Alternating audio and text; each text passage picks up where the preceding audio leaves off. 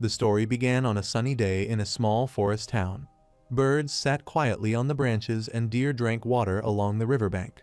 Inside a broken house, a man said that many empty houses were left in this small forest town and perhaps they should try their luck there. Outside that house, another man sat against the wall and said that was why people spread rumors it was haunted, and if anyone was not afraid to die, they could go ahead. In another house, an old man told a young man that he was like that for days and whatever burden he carried, he should let it go. Zhang Wang lay on the ground and thought that letting it go was all he could do, since in his state revenge was impossible. He thought that swallowing the bitterness might at least bring him peace, but he could not accept it. Zhang Wang remembered his sworn brotherhood and thought of the hidden blades behind their smiles, realizing he was already caught into their trap. The old man poured water from a cup into Zhang Wang's mouth and then looked at the sky. He said that it was sunny just a moment ago, but snow suddenly began to fall. He added that strange things were happening, and the whole city of Maplewood seemed more restless by the day. As he observed the snow, he wondered why some of the snowflakes were glowing. As soon as a snowflake touched the old man's finger, his body began to freeze. A bird and a deer also turned rigid in the snow. In that moment, the old man became frozen as well, and his figure broke into pieces. Zhang Wang thought that these were snowflakes filled with the essence of the Tao, and even a single touch could kill a person. When a snowflake was about to fall on his face, Zhang Wang thought that he should forget everything and embrace his death. At that instant, a huge ball of fire fell from the sky to the ground with immense force. Watching it, Zhang Wang thought of how strong the Tao resonance was. As he saw a figure within the fireball, he wondered who it could be. From that fireball, Zhuo Guangli appeared. Zhuo Guangli said that this indiscriminate slaughter was what they called the Tao. Gong Yongbai replied in surprise, asking if he heard it correctly, then added that in the Zhuo Guangli lofty eyes, the lives of ants did not even count as lives. Gong Yongbai then spoke of the myriad streams of sword rain. At that moment, he and his companions released a storm of snow arrows from the sky to strike Zhuo Guangli on the ground. Zhuo Guangli said blazing sun, and he threw a massive fireball forward. The fireball stopped all the snow arrows from advancing. Watching this, a boy said in shock that their combined attack, the myriad streams of sword rain rivaling a great Taoist art, was vaporized in an instant. Gong Yongbai then used one breath exhale frost, blowing from his mouth and layering ice over the fireball. But Zhuo Guangli shattered the frozen sphere into two pieces and shouted the name of Gong Yongbai. Mo Jingyu attacked Zhuo Guangli by throwing countless swords toward him, but Zhuo Guangli managed to defend himself. Mo Jingyu said that it was truly terrifying, as Zhuo Guangli was enduring the soul-flaying agony of the Nine Yin profound malice formation and was not being weakened at all. He added that it was no wonder the Qin nation sought help from their Mo family. Zhuo Guangli called out the name of Mo Jingyu. Gong Yongbai then ordered that no chance should be given to him and told all disciples to set up the formation. At that moment, Gong Yongbai and his companions surrounded Zhuo Guangli, chanting while releasing snakes from their mouths that rushed toward him. Zhuo Guangli said that since Gong Yongbai even brought the Nine Yin profound malice formation, there was no reason to waste his life using such boring Tao arts. At that instant, Zhuo Guangli attacked all the snakes around him and killed them. Gong Yongbai said that boring was not the right word and asked Zhuo Guangli if he still thought it was his game, then shouted for the formation to activate. At that moment, the dead and severed snakes began to join together again and came back to life. One of the snakes bit Zhuo Guangli on the shoulder. Zhuo Guangli thought that these water snakes were strengthened by the Nine Yin profound malice formation, that cutting off their tail only grew a new head, and their numbers kept multiplying. He realized that being bitten allowed the power of profound Yin to invade his body, cutting off the circulation of Tao essence within him. Gong Yongbai attacked again, calling out second breath blood freeze, while the snakes surrounded and kept biting Zhuo Guangli. Mo Jingyu said that first breath exhale frost, second breath blood freeze, and third breath rigid death were indeed the secret guarded arts of the Gong Yongbai clan, and even Zhuo Guangli was powerless against them now. All the snakes and Zhuo Guangli were frozen, and new snakes came and struck them again. At that moment, Zhuo Guangli thought of boiling blood and a burning soul, and he freed himself from the dead snakes by destroying them from within. Mo Jingyu shouted flying eagle blade feathers and threw countless swords at Zhuo Guangli.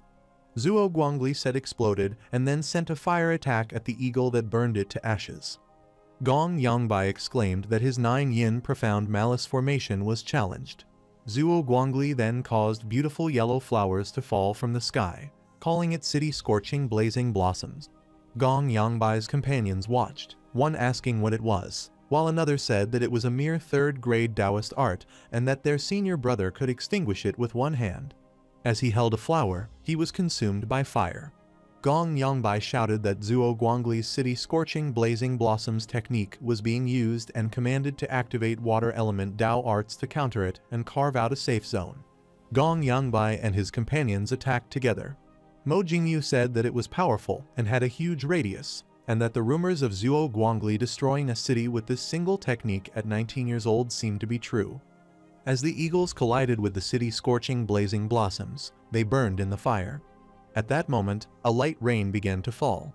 Zhang Wang lay on the ground, watching everything, and thought that it was so powerful and wondered who exactly they were. Zhuo Guangli said that it was the power of extreme flames, scorching heavens and boiling seas, and called upon his ancestor Zhurong to manifest through him. At that moment, all of Gong Yangbai's companions were burned in the fire by Zhuo Guangli attack. Gong Yangbai defended himself and said that he could not understand where the seed of Zhurong came from, and how Zhuo Guangli could use Zhurong's true form. Mo Jingyu cursed in frustration. Zhuo Guangli then called out to Gong Yangbai and Mo Jingyu, daring them with words about noble lineage and genius, questioning how they could boast before him. Wrapped in dragons of fire, Zhuo Guangli advanced. Gong Yangbai said that there was no need to be afraid, and that although Zhuo Guangli possessed Zhurong's true form, his third breath, the power of profound freeze, could resist him. As he tried to attack with a breath from his mouth, he could not produce anything, coughing in frustration. Mo Jingyu asked Gong Yangbai if they should retreat. Zhuo Guangli declared that the defeat at River Valley was now inevitable, and that no river or sea could wash away the national shame and personal hatred. He said that only he could kill his own body, and only Zhurong could burn his soul. He claimed that his great head was here, and asked who could be capable enough to cut it. At that moment, Lai Yi attacked. Zhuo Guangli's severed head fell to the ground, and Gong Yangbai was shocked to see it. Then Lai Yi appeared, and Gong Yangbai exclaimed in surprise, asking if it was really Lai Yi from the Jing nation. Lai Yi said that they were too noisy.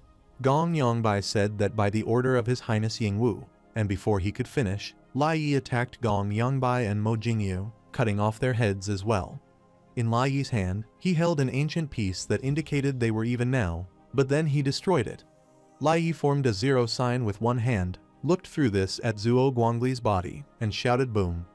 At that instant, Zhuo Guangli's body was destroyed. Zhang Wang looked up at the sun rising in the sky and struggled to lift himself from the ground. He managed to sit up with difficulty and groaned in pain. As he saw the dead old man, he thought that he was not willing and did not want to die. He then moved outside, thinking that although the chance was infinitesimal, he must give it a try. As his foot struck the ground, he rolled down a slope and fell face first.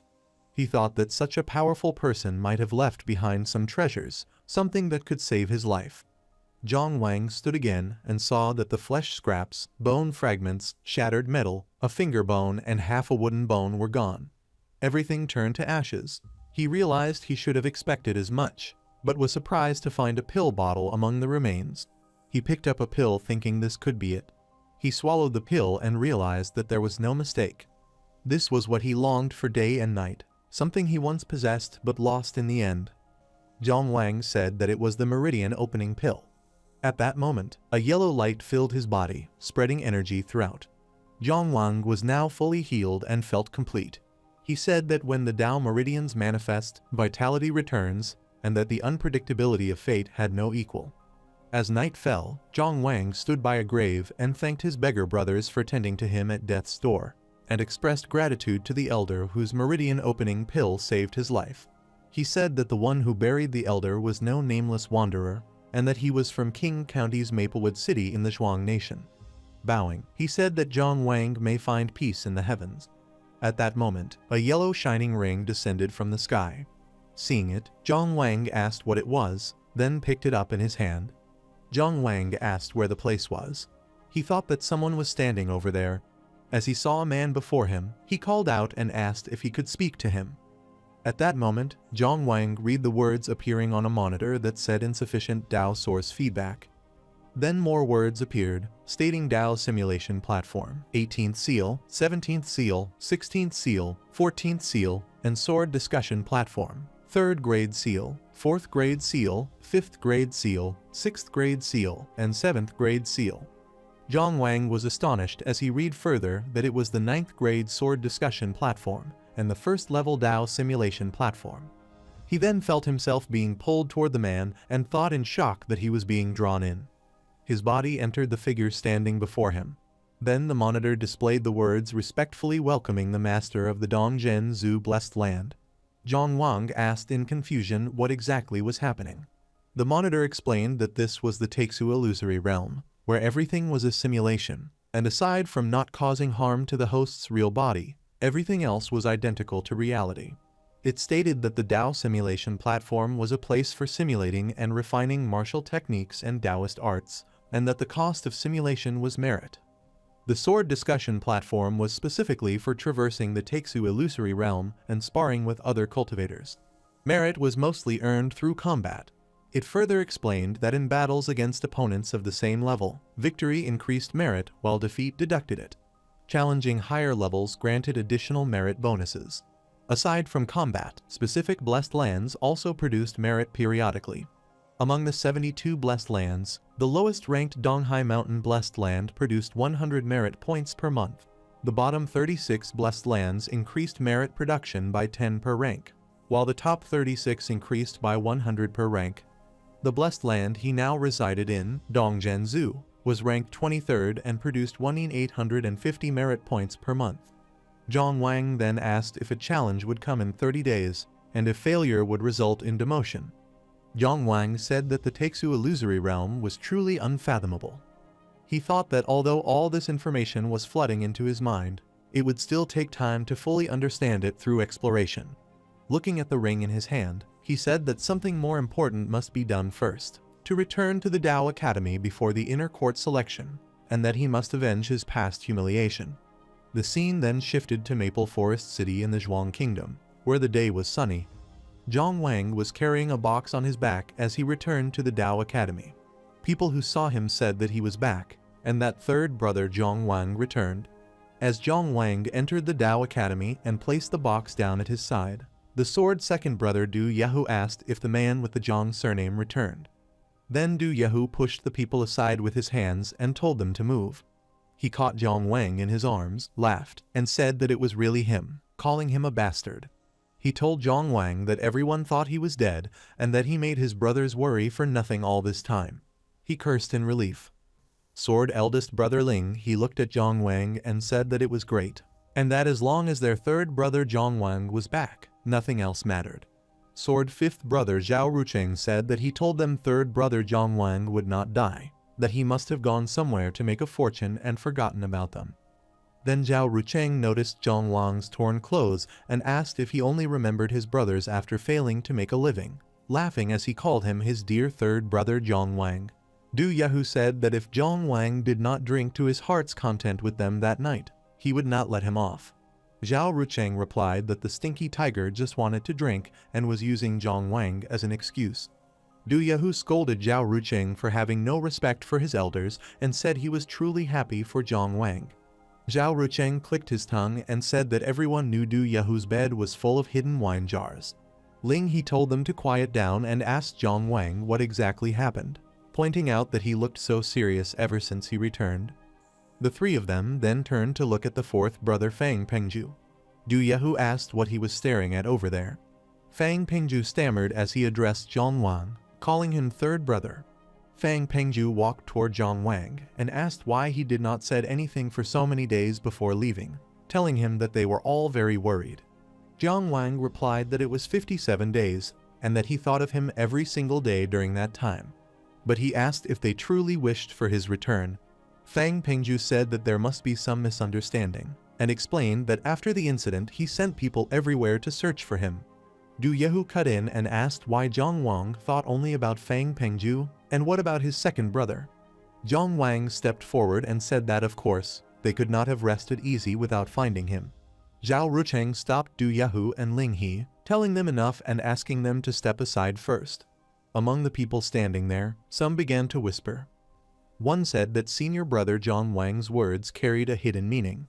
Another quickly replied not to talk nonsense, saying senior brother Fang Pengju was always righteous. Ling He said that Zhang Wang must have endured much during these days, and suggested that they sit and piece things together slowly. He told Zhang Wang that if he was wronged, they brothers would stand with him, and that even if it required taking the matter to the County Dao Institute or the National Dao Institute, they would spare no effort. He said that they must clarify the truth and warn Zhang Wang not to act rashly, as someone might be sowing discord. Zhang Wang touched the box and said that he knew what worried his eldest brother. He said that he treasured their sworn brotherhood deeply, but it was a shame that some people would betray brothers for their own gain. Fang Pengju told Zhang Wang not to make baseless accusations without proof. Zhang Wang then opened the box and said that this was proof. Du Yahu asked what it was.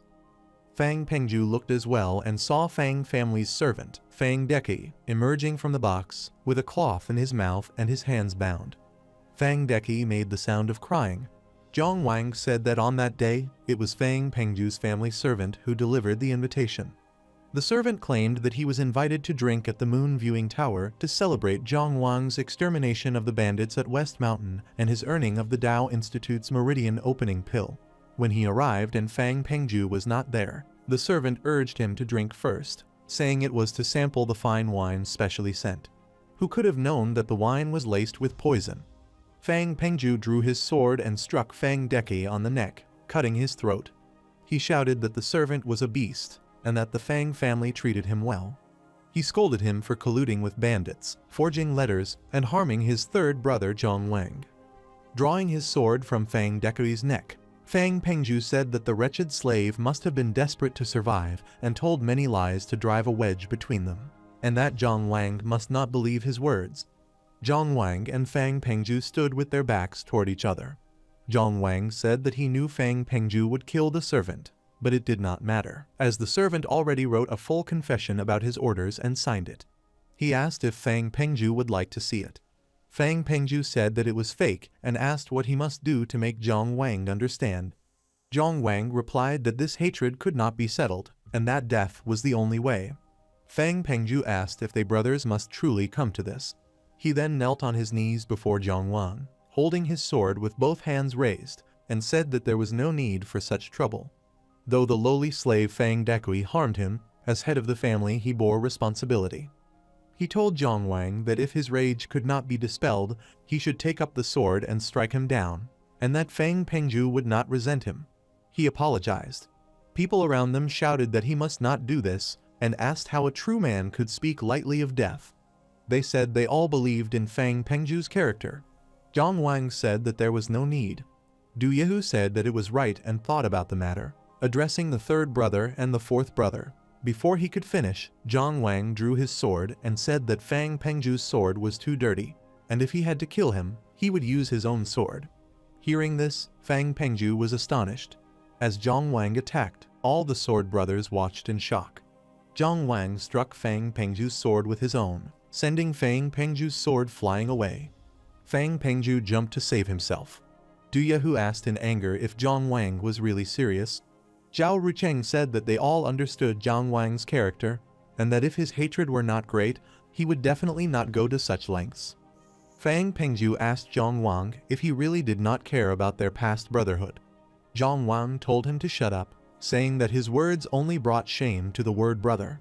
He reminded Fang Pengju that he promised to offer his neck for execution, and asked why he stopped his act now.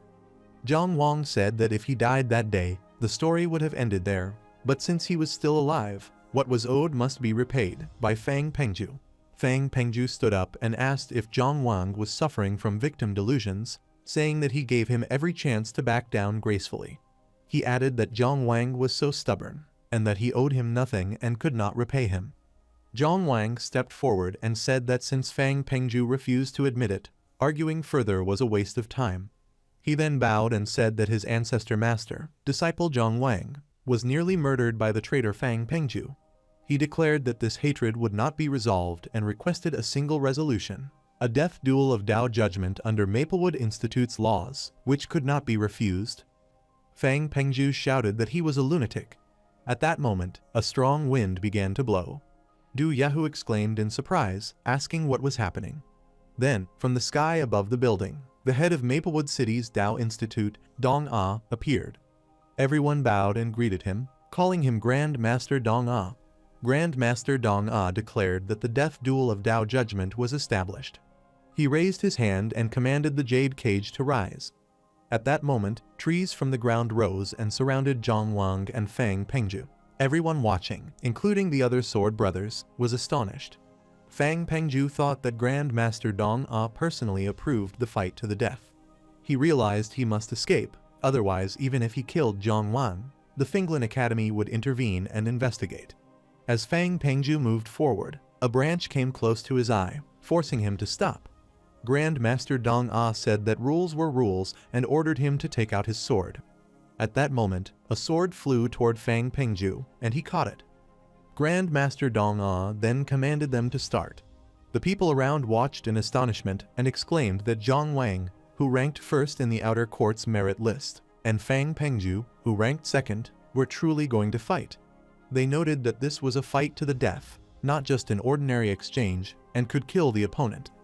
Du Yahoo stammered in shock, while Ling He said that since the dean came out in person, there was no need for them to say more. Zhang Wang and Fang Pengju stood facing each other.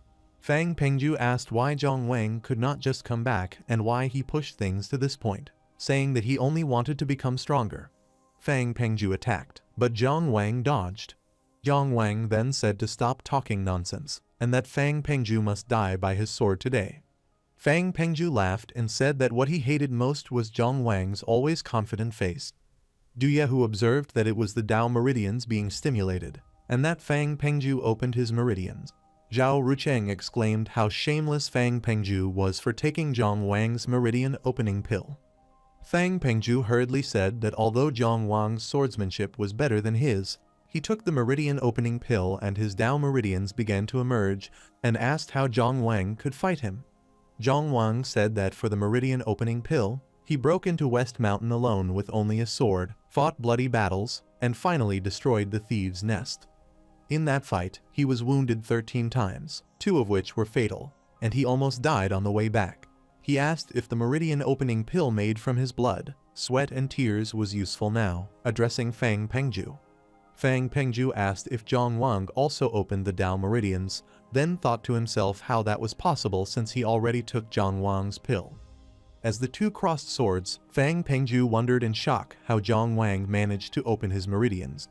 He then forced himself to calm down, thinking that although Zhang Wang opened his meridians, he himself conserved energy for 57 days and completely absorbed the pill.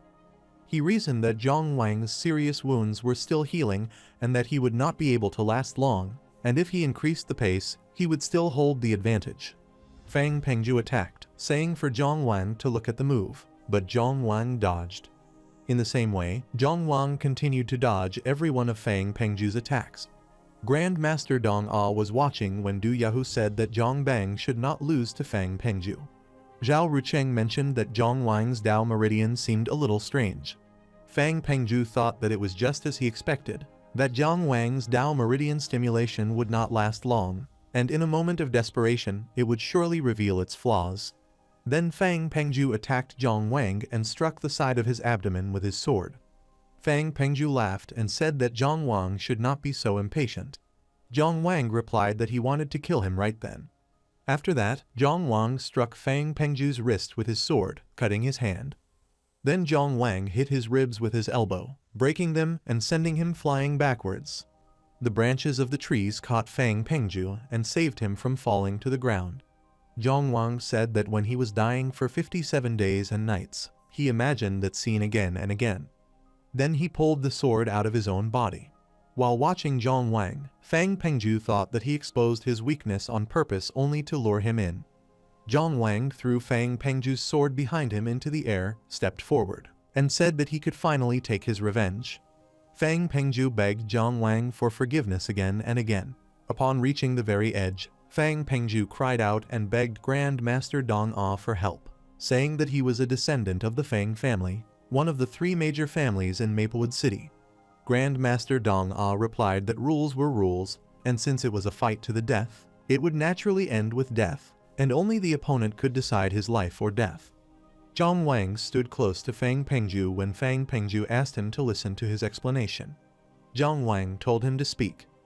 Fang Pengju said that the Fang family did not produce a cultivator able to open the gate to heaven and earth for the past 20 years, and step by step he was carrying the earnest hope of his late father. He asked how much longer he could wait, saying that Zhang Wang was the only outer disciple of Finglan Taoist Academy who accumulated merits the fastest and obtained the meridian opening pill, and there was no other choice for him. As Zhang Wang held his sword in the air, Fang Pengju admitted that he could not sleep every night after taking away the pill, and said with regret that he was sorry. He insisted that Zhang Wang was safe and reminded him that they were brothers, asking why he could not forgive him just once. Zhang Wang then thrust his sword into Fang Pengju's chest. Fang Pengju groaned as blood came from his mouth and he died. Zhang Wang said that if he forgave him for that, he would lose the right to face himself, who endured 57 days of pain and despair, and told him to rest in peace. Zhang Wang thought that his Tao meridian suddenly became more agile. Looking at the worm floating in front of him, he wondered if the earthworm was the true spirit of his Tao meridian. Then the worm spat out 2 coins. Zhang Wang caught the coins and understood that it was his Tao meridian which stimulated the fundamental Tao during the battle. Grand Master Dong Ah said that Zhang Wang would follow him to Jingxi and the others would leave. Zhang Wang agreed. Later, in the Jingxi, Grand Master Dong Ah sat while Zhang Wang stood before him. The master said that apart from Fang Deqi's testimony, Zhang Wang could not produce any conclusive evidence that could be made public before the duel. Zhang Wang admitted that it was true, but explained that he believed Fang Pengju would naturally reveal the irrefutable evidence in person before his death. Grand Master Dong Ah told him that he should have taken his time and waited for the Tao court to decide, and asked if he was not being too impatient and reckless by acting now. Zhang Wang replied that he understood, but explained that in 2 days the inner courtyard would select students, and since Fang Pengju already manifested his Tao meridians, he would surely have become the dean's disciple. He said that while he dared to kill someone from the outer courtyard, he could not dare to kill the dean's disciple. Time was running out, so he had to take a risk. Grand Master Dong Ah then said that the meridian opening pill used by Fang Pengju was taken from Zhang Wang, and asked where Zhang Wang's own pill came from, requesting him to explain the entire matter to the court in detail. Zhang Wang replied that it happened at Huanjin Temple. Zhang Wang explained that he found the meridian opening pill in the corpse of the senior named Zuo Guangli, and he said that all his experiences at Huanjin Temple could be confirmed by the graves buried there as evidence. He thought that it was impossible for the dean not to notice a battle of that scale taking place near Maplewood City, and he guessed that the city's criminal investigation department might already have returned after completing its inquiry. He decided there was no need to conceal the details of the process, except for the Taixu illusory realm that he obtained in the end. Grand Master Dong Ah said that the war was fought brazenly on the territory of the Zhuang nation without any restraint, and he called it a great shame. Zhang Wang stood silently. Grand Master Dong Ah then said that the origin of his meridian opening pill was now clear, and that from that moment he could call himself a disciple before the institution. He told him to leave. Zhang Wang thanked his teacher. As soon as Zhang Wang stepped outside, Zhao Rucheng came up to him and called him third brother Zhang Wang several times. Zhang Wang asked why Zhao Rucheng was there and where elder brothers Ling He and Du Yahu were. Zhao Rucheng said that Ling He said he would send Fang Pengju's body back to the Fang family, but second brother Du Yahu disappeared. Zhang Wang said that Du Yahu was probably drinking somewhere, and even though he did nothing wrong, he understood his feelings. Zhao Rucheng reassured him that those despicable people who killed their brothers deserved to die, and that eldest brothers Ling He and Du Yahu would handle it soon. Pushing Zhang Wang gently, Zhao Rucheng invited him to the Three Fragrances Pavilion to drink flower wine and relax, saying that he worked hard these days. Zhang Wang replied that there was no need for fuss, that he was really tired, and he just wanted to return to the dormitory to rest. Zhao Rucheng agreed. As Zhao Rucheng left, he said that he would have to go see Miss Maioyu alone. Zhang Wang told him to go ahead and said that he appreciated his good intentions. As soon as Zhang Wang reached the door of his room, He thought that in the blink of an eye everything changed. When he opened the door, he remembered the time when all the sword brothers were there. Fourth brother Fang Pengju joked that his handkerchief was perfect for wiping a sword. Du Yahoo protested, saying it was high-end custom-made silk and teased that he might have to use it to wipe his own body later. Ling He laughed and said that it was okay, that big brother would help clean it later. Then Ling He saw Du Yahoo holding Zhao Rucheng and told him to be gentle and not hurt him. Zhao Rucheng asked to be let go, saying that Du Yahoo's stench was unbearable. Du Yahoo replied that he did not showered for 3 days and told him to act more like a man. Fang Pengju happily cleaned his sword. Remembering all this, Zhong Wang's eyes filled with tears. Zhong Wang thought that there was no going back. Zhong Wang had a dream in which younger Zhong Wang saw an immortal. The immortal told him that his true nature was good and asked if he wanted to come and cultivate with him. Another younger immortal said that he would go and asked the immortal to take him away. Younger Zhong Wang said that they were good friends and could cultivate together. The immortal refused, saying that he would only accept one disciple. Immediately, the younger immortal pushed younger Zhong Wang down, telling him to die. As younger Zhong Wang fell, he cried out and landed in a sea. The immortal said that the other's nature was not as good, but his heart was far crueler, and reminded him that the path of cultivation was a fight. At that moment, Zhong Wang woke up with a start, holding his head and saying that it was the same dream again. He opened the door and stepped outside, noticing that he slept too long. He wondered why eldest brothers Ling He and Du Yahoo did not return. Looking to his left, he asked a junior brother if he saw Ling He. The junior brother shook his head and said that he did not see him, repeating it many times.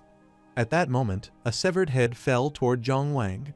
Surprised, he ran toward the room, thinking that monsters were invading. When he tried to push the door open, it would not move. He realized that there seemed to be an air barrier blocking the surroundings, and he could not return to the room. The severed head screamed, and Zhong Wang activated the Origin Dao. He confronted the head and kicked it, thinking that it was trying to play tricks. Zhong Wang looked at the injury on his foot and thought that his foot was badly hurt. The severed head spoke, noticing his strong legs and asking when an outer courtyard disciple opened their meridians. Then the severed head reattached itself to his body and commented that the flesh of a cultivator whose meridians were opened was delicious. Zhong Wang realized that the monster could control corpses, that his strength was extraordinary, and that he was no match for him. He ran, thinking that he must inform the martial brothers in the inner courtyard as soon as possible, otherwise more people in the outer courtyard would die. However, he collided with a barrier and realized that the entire dormitory area was sealed by the monster's Taoist magic, and he had only one Dao essence left, so he could not fight it. At that moment, he broke through the barrier, rolled backward, and steadied himself. He was surprised to see a third-year student from the inner courtyard, Li Jiankyu, who told him that he did well using the power of his Dao essence to break the seal, and that he should leave the rest to him and go find medical treatment. Grand Master Dong Ah said that there was no need, and that the court would handle the matter personally. Zhong Wang told Grand Master Dong Ah that the attacking demon was skilled at controlling corpses, and that one of the outer courtyard disciples was killed. Looking at the injury on his foot, Zhong Wang exclaimed in pain. Grand Master Dong Ah took out green leaves with his fingers and healed Zhong Wang's injury, explaining that he knew how to treat poison stings and swallows. Zhong Wang thought with relief that the corpse poison in his feet was completely removed. Grand Master Dong Ah looked at the monster in the sky and said that using unorthodox methods, killing their people, and then trying to escape showed that it was not taking him seriously. He said the name of his technique, Jade Cage, and caused the branches of the trees to extend toward the sky. The monster's body admitted that it actually alarmed Di Hong Ah himself and that it miscalculated. The monster's head asked what should be done, and the body threw the head, telling it to leave separately. The head agreed. The branches of the trees grabbed the monster's body while the head ran across the roof, thinking that if Di Hong Ah made a move, they would have no chance of winning and it was best to escape. The branches struck the monster's body, but the head jumped from the roof and thought that the intelligence was obtained and that the target was just an ordinary little Taoist priest who opened his meridians, and he would return to report to the White Bone Saintess. Suddenly, the branches struck him with a punch and trapped him in a flower. The head thought that even from so far away, it was still within Di Hong Ah's control.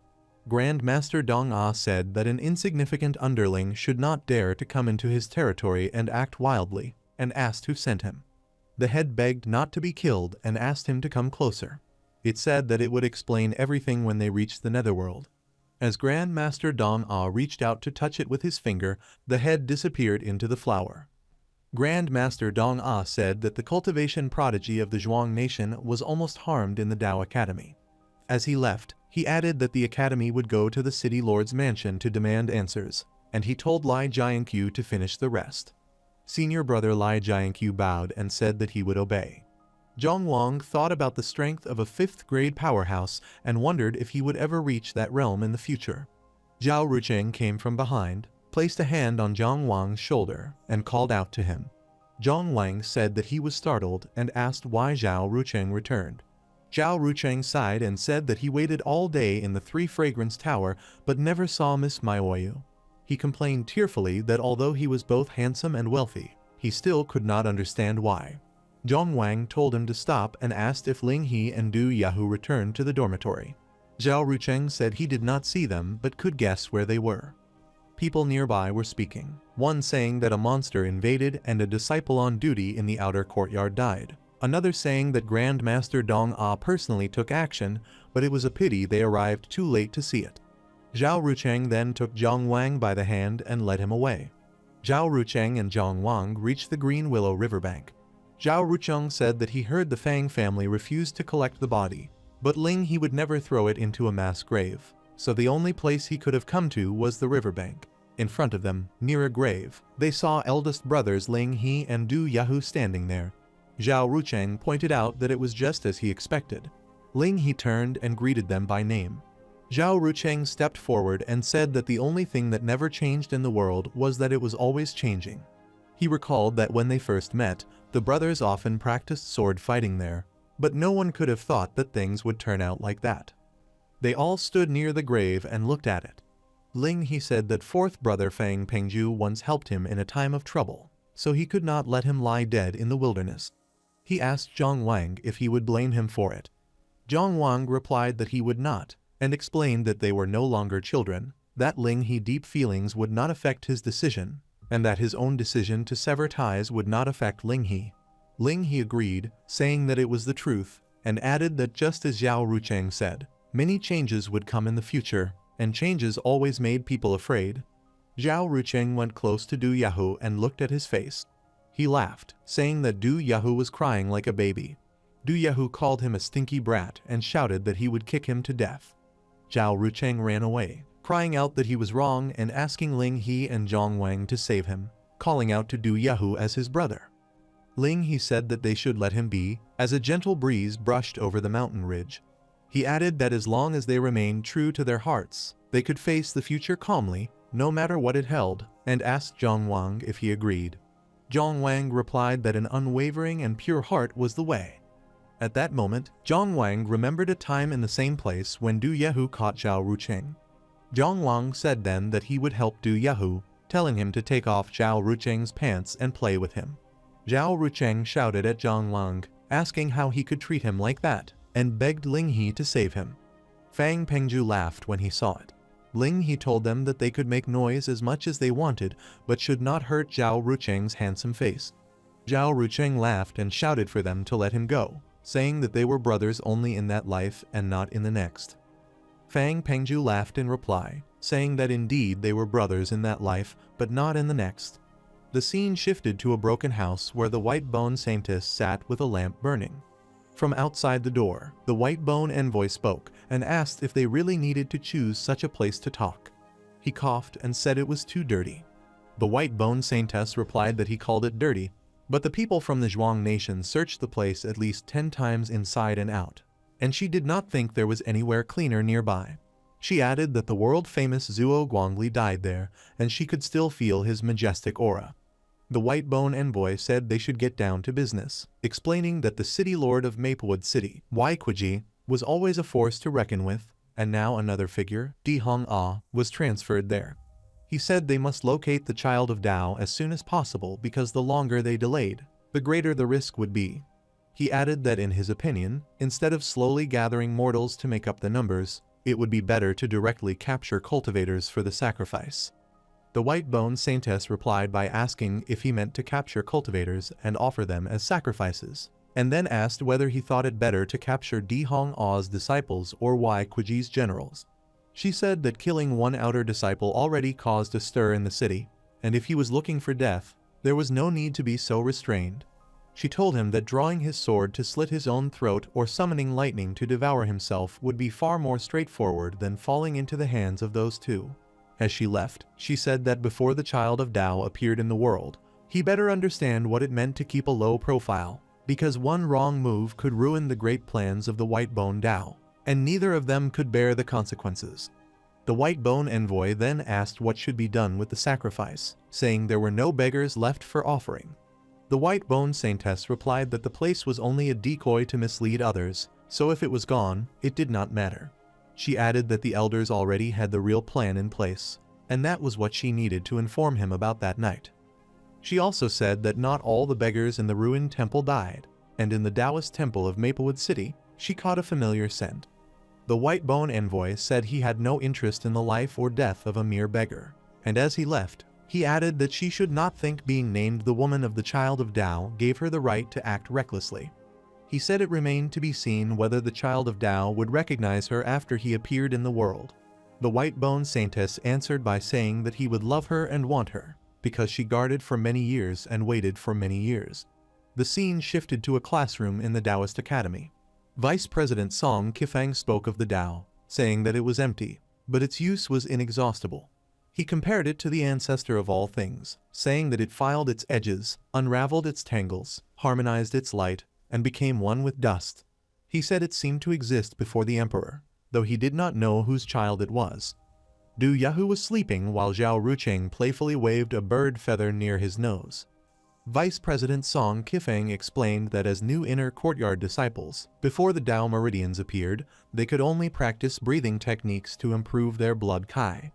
Only after the Tao meridians appeared and energy was channeled to obtain Tao essence could cultivation be considered truly begun.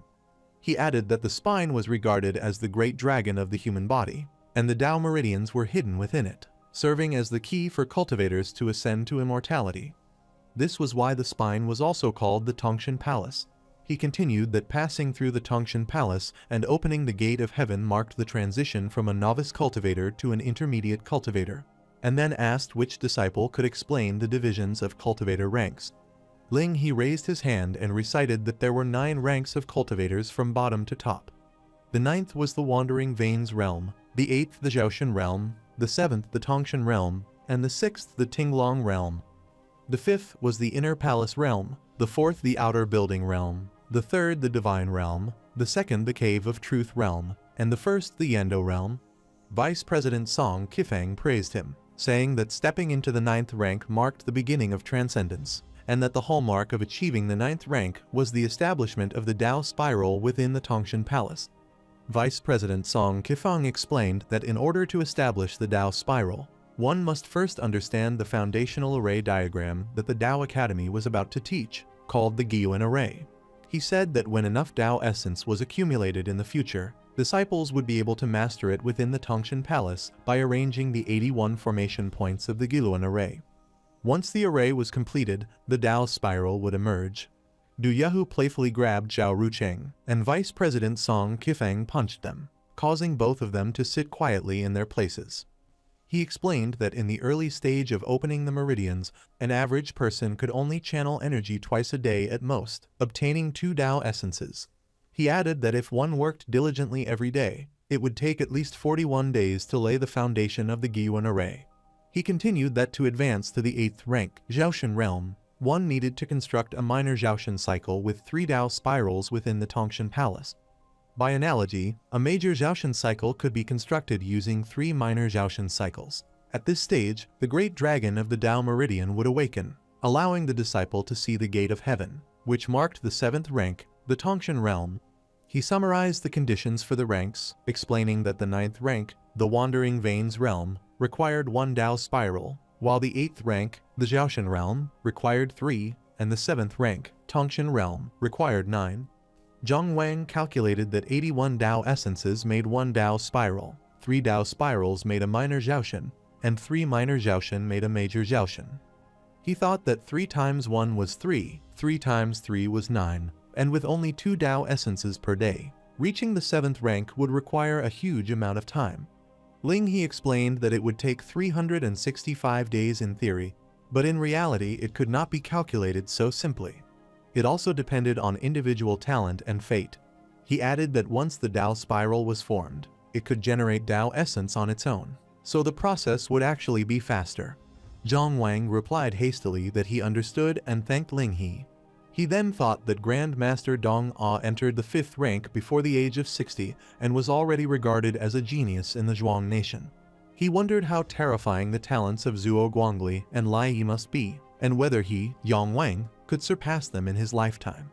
Vice President Song Qifeng concluded the lesson by assigning homework, telling the disciples to review the basic knowledge of Dao techniques. Zhang Wang recited that Dao techniques were divided into 3 tiers, A, B, and C, and that within each tier they were further classified into upper, middle, and lower ranks. Zhao Rucheng interjected that poverty limited Zhang Wang's understanding and that above the A tier, there were even superior ranks and divine techniques. Zhang Wang responded angrily that Zhao Rucheng really deserved a beating for saying that. Vice President Song Qifeng explained that anyone who mastered superior rank Dao techniques would possess great power on their own. He said that if the Zhuang nation could produce even one such person, it could immediately rise into the ranks of the great powers.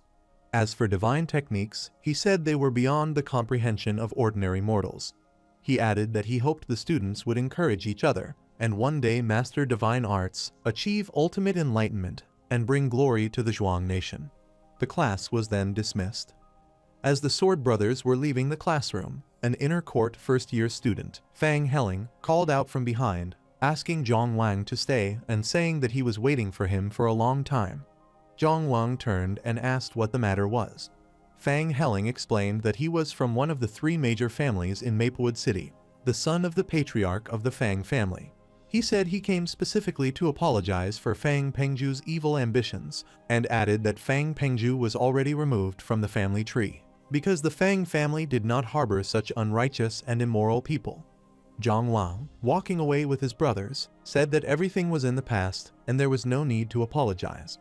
Fang Heling stepped in front of them and urged him to wait, saying that he did not finish speaking.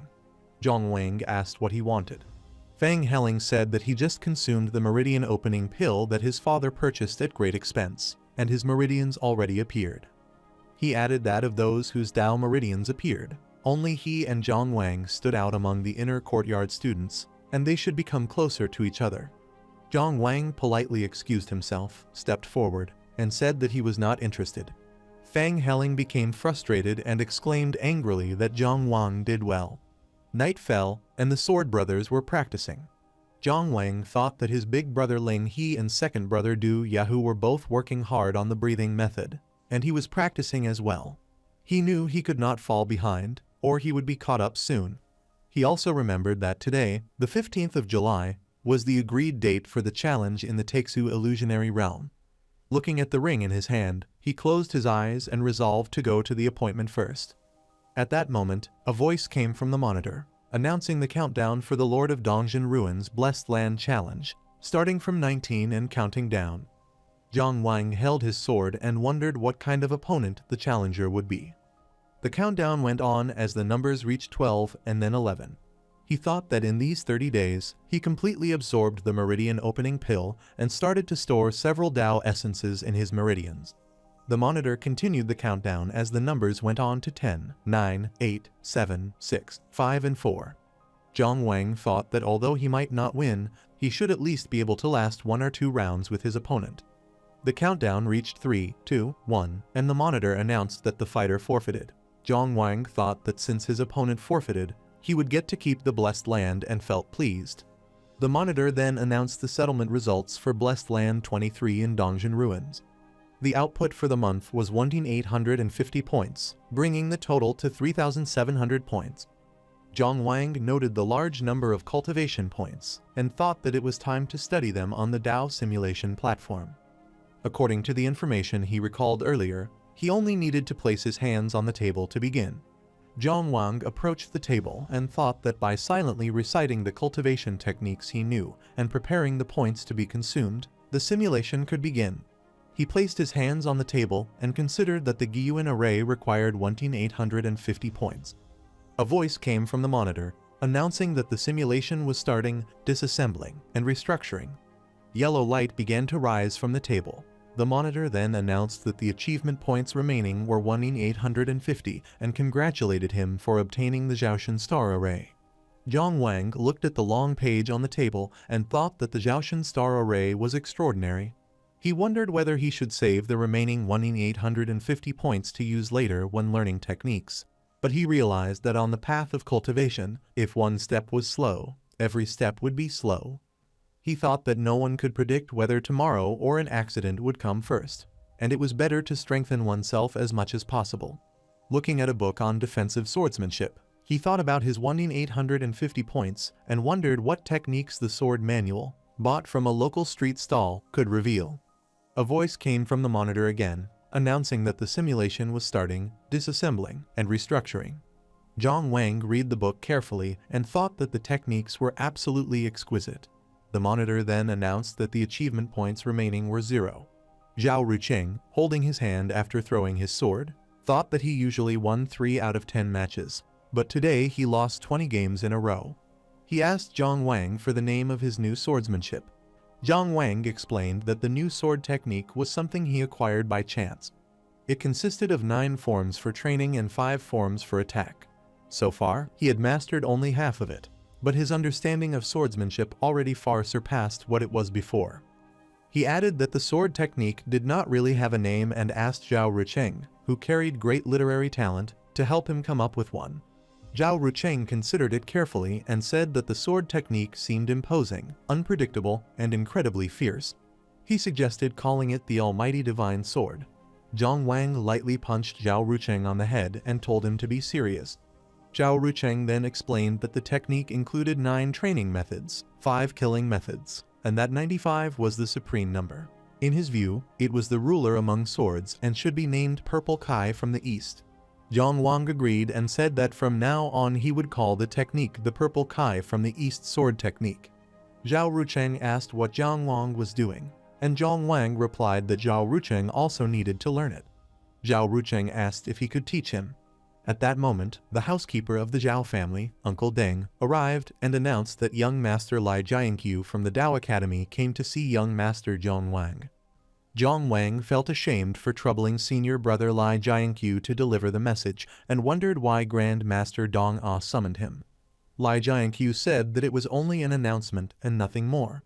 He explained that he was not from a prestigious family, so there was no need for junior brother Zhang Wang to be so formal. He added that he did not know the exact reason Grand Master Dong Ah summoned him, but guessed that it might have something to do with the monster attacking the outer courtyard last time. Zhang Wang thought that perhaps Grand Master Dong Ah found something at the city lord's mansion. Lai Jiankyu said that everyone was already there. Zhang Wang wondered if there was anyone else present. Fang Heling, looking back, asked if the person Lai Jiankyu specifically came to find was Zhang Wang. He remarked that Zhang Wang not only troubled Lai Jiankyu to find him, but also made senior brother Zhang Linchuan wait for a long time. Zhang Wang and Lai Jiankyu greeted Zhang Linchuan, who replied that they were all well. He added that Grand Master Dong Ah was still meditating in the morning, so they would continue to wait quietly. At that moment, Grand Master Dong Ah opened the door and stepped outside. All the disciples bowed and greeted him respectfully. Grand Master Dong Ah reminded them about the previous attack by the demon and the killing of an outer sect disciple. He explained that although the city lord's mansion promised to investigate thoroughly, the criminal investigation department had produced no results. Therefore, the Dao Academy should not wait for others to handle the affairs of the city. He announced that they were now being sent to investigate the matter and that honors would be awarded according to the 8th grade mission standard. Zhang Wang and Fang Heling were currently the only 2 disciples in the cohort whose Dao meridians appeared, so they needed to be carefully tempered. He instructed Zhang Linchuan and Lai Jiankyu to each lead a junior disciple to investigate separately. The mission reward was 19 points, and whichever side found the answer first would receive 90% of the prize. When Grand Master Dong Ah returned to his room, All the disciples respectfully expressed that they would obey his orders. Zhang Linchuan explained that he knew friends in the Criminal Investigation Division, and that 2 clues from the demonic attack were particularly useful. First, the demon stayed at Fulai Inn for 3 days before the attack, so there should be traces left behind. Second, a family in Tangsh Town was brutally murdered, and traces of corpse Kai were found at the scene. He asked the junior brothers for any suggestions regarding the route and team formation. Fang Heling said that although he would have liked to set out together with senior brother Li Jianqiu, the Fang family and the Zhang family were longtime friends, so it was truly regrettable. Li Jianqiu said that the intelligence belonged to Zhang Linchuan, so the assignment naturally fell to him. Zhang Wang said that he would also leave the assignment to senior brother Zhang Linchuan. Zhang Linchuan accepted the situation. Fang Heling looked at Zhang Wang and remarked that Zhang Linchuan asked for their suggestions, but Zhang Wang only repeated Li Jianqiu's words without offering any personal opinion. Zhang Linchuan then decided that Li Jianqiu would go to Fulai Inn to investigate, while he would take Zhang Wang to Tangsh Town. Fang Heling pointed out that the Fang family and Zhang family were closely connected, but Zhang Linchuan dismissed the concern and prepared to depart the next day. The scene then shifted to Tangsh Town, where Zhang Linchuan and Zhang Wang arrived. The scene shifted to Tangsh Town in the domain of the Zhuang nation, where Zhang Linchuan and Zhang Wang arrived on horseback. Zhang Wang observed that the people of Tangsh Town made their living through hunting and usually gathered only on the 1st and 15th days of the month, so since it was not a market day, few people could be seen. Zhang Linchuan replied that it was clear junior brother Zhang Wang prepared well before setting out on the mission. Zhang Wang thought that Zhang Linchuan, being a distinguished 5th-year student on the academy's rankings, was sent by Grand Master Dong Ah to guide the junior disciples, so he could not allow himself to slack off. Zhang Wang then said it was his honor to be with him. They stopped in front of a house and dismounted from their horses.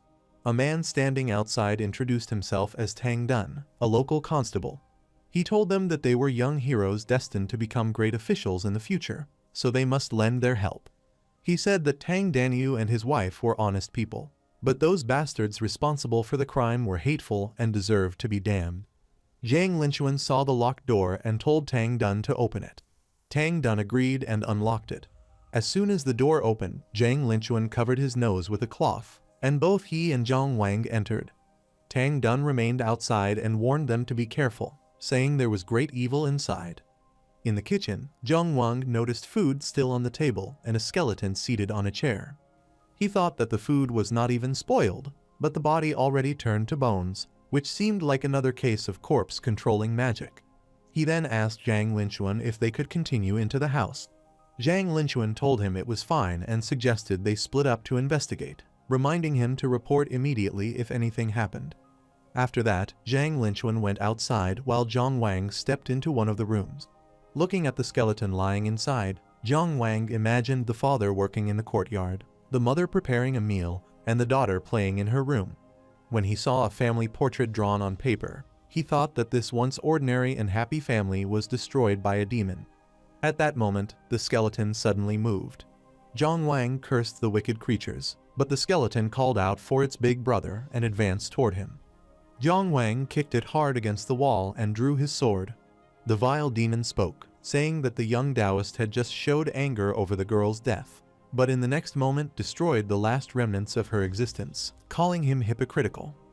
Zhang Wang replied that the demon killed her and destroyed her remains, and that it would never shake his Tao heart. He then thought that the room must have been sealed off by magic, otherwise Zhang Linchuan would have already entered after hearing the noise.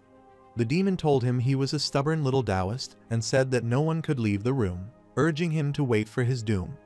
Zhang Wang considered that if the demon was confident of victory, it would not waste time with psychological tricks.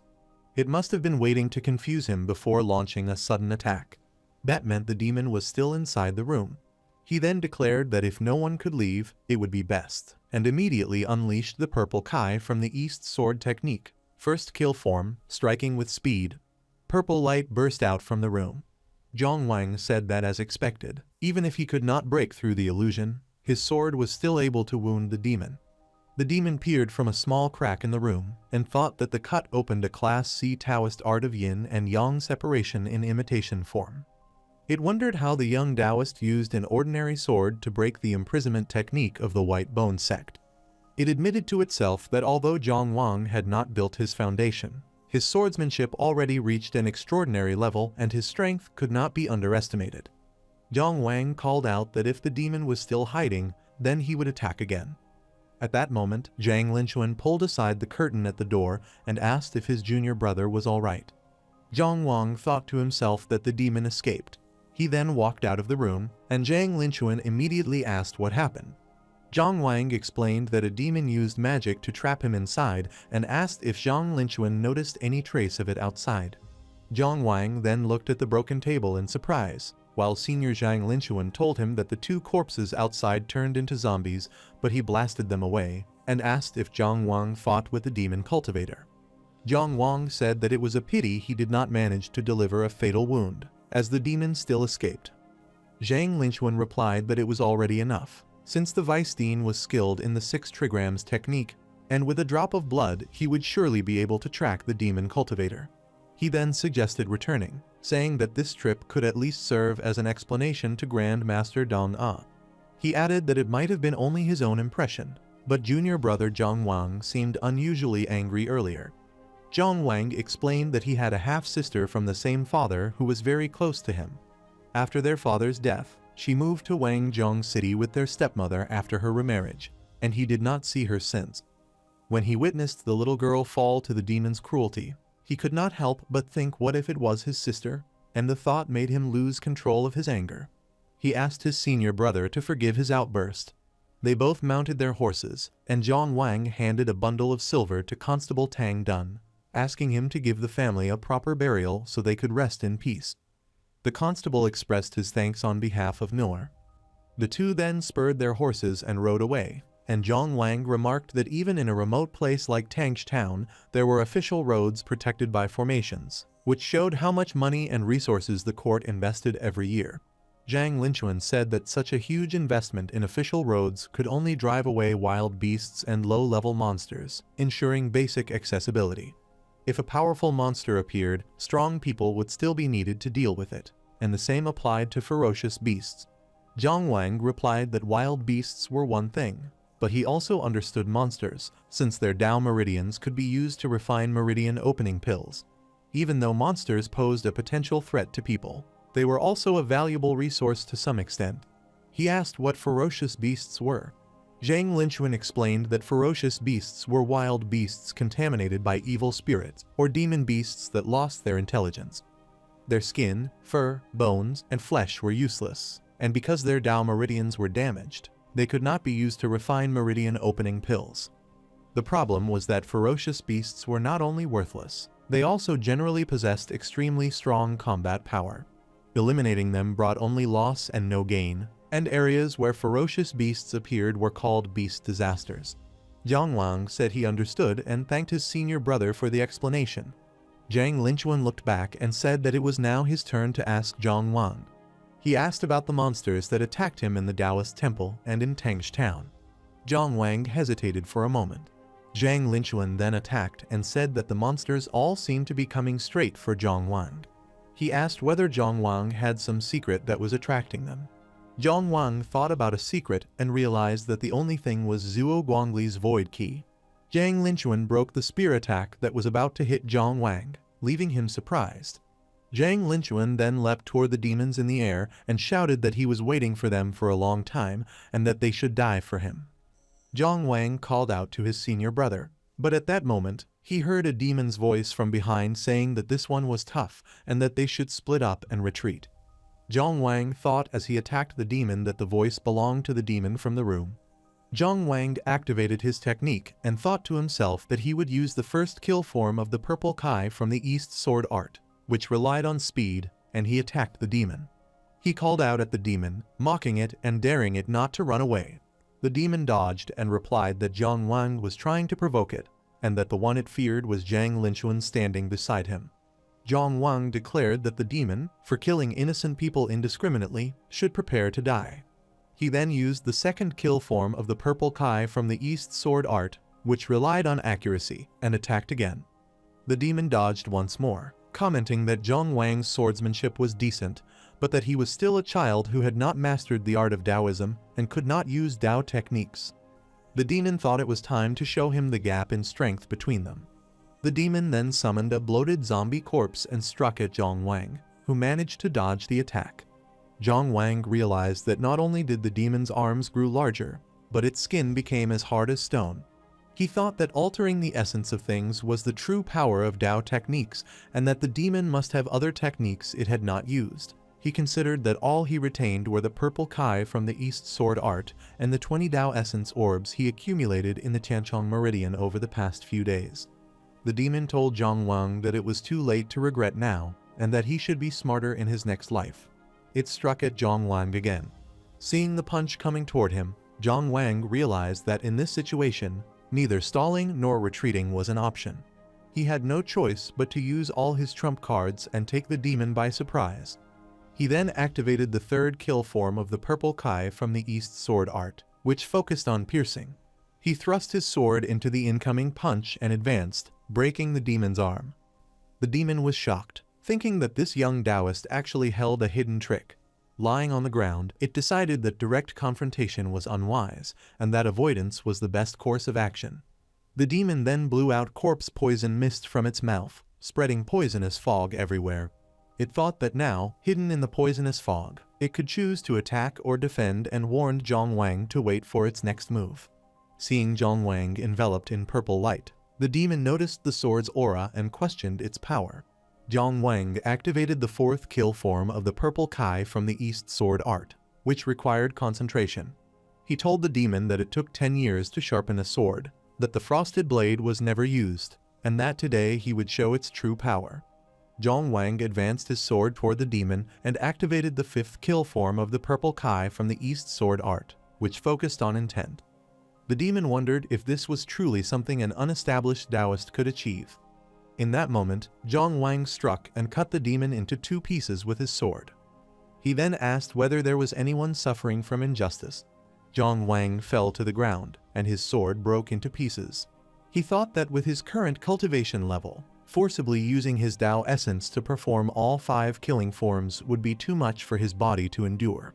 He looked at the 2 demon heads that Zhang Linchuan was holding in his hands. Zhang Linchuan remarked that as expected, Zhang Wang shed the blood of the demons, and they would surely return to reclaim it, for otherwise their identities would be revealed, leaving them no choice but to flee the Zhuang territory. Zhang Wang addressed Zhang Linchuan, and Zhang Linchuan continued, noting that he did not expect Zhang Wang, without even establishing his foundation, to single-handedly slay an 8th-ranked demon. He originally intended to keep one alive to interrogate for information. He then threw the 2 heads to the ground and helped Zhang Wang up. Zhang Wang reflected that it was only because the demon feared Zhang Linchuan and sought to escape that he was able to find a flaw and win by chance. In the struggle between life and death, he only did his best, which left no survivors and unintentionally burdened Zhang Linchuan. Zhang Linchuan reassured him that it was fine and that he was merely admiring Zhang Wang's talent in swordsmanship, not blaming him. Zhang Wang asked if they could find more clues from the demon cultivator's blood. Zhang Linchuan explained that it would be useless, for he already searched the souls of the 2 severed heads. Curses were engraved in their minds, set to trigger upon capture or death, shattering their souls. Their memories were completely lost, and bringing the corpses back would serve no purpose. Zhang Wang acknowledged this, and Zhang Linchuan said that the most important thing was to ensure Zhang Wang was safe. They should first go to a nearby medical clinic to bandage and treat his wounds. Zhang Wang insisted that he was fine and that the mission should not be delayed. Returning to the Taoist Academy to report to Grand Master Dong Ah was more important. Zhang Linchuan agreed, but reminded him that the formation patterns on the official road were corroded. Before heading back, they needed to report this so authorities could send people to repair it quickly. The scene shifted to the Deputy Director of the Criminal Investigation Department, Zhu Dong, who agreed to whatever instructions were given. A demon reported to him that the situation in Tangshtown was handled and asked if new followers should be sent undercover. At the same time, the White Bone Saintess decided no new followers were needed but expressed her desire to learn more about the young Taoist Zhang Wang, who killed their people with only his swordsmanship. She wanted to know what kind of technique it was and who his master had been. The demon replied that the subordinate was unable to determine where Zhang Wang learned it, only that the sword technique never appeared anywhere in Maplewood City. The white-boned saintess acknowledged this and allowed the demon to leave. The demon spoke of the bottom of the forgotten river, the source of the yellow springs, and the revered god returning to the world, illuminating the human realm. The white-boned saintess considered that a sword technique unseen anywhere in Maplewood City could not have come from a known master, and concluded that it must belong to the child of Tao. The scene shifted to the Tao Academy, where Grand Master Dong Ah placed his hand on a person's face and performed a soul search. The person collapsed to the ground. Fang Heling asked if Grand Master Dong Ah discovered any important intelligence, explaining that he brought the person back along with Lai Jianqiu after going undercover in the inn. Grand Master Dong Ah explained that the person's soul was shattered by the curse in his brain, leaving no useful information in his memory. Fang Heling observed that with such thorough precautions, the person must have a well-organized group supporting them, and that the matter was far from simple. Grand Master Dong Ah dismissed the speculation and asked Zhang Linchuan for a report on his side. Zhang Linchuan bowed and explained that the 3 demon cultivators they encountered in Tangsh Town also had curses engraved in their minds, so there was no need to leave any of them alive. He added that he killed 2 of the demons, while Zhang Wang single-handedly killed 1. Fang Heling reacted with surprise, noting that Zhang Wang managed to kill a demon cultivator on his own.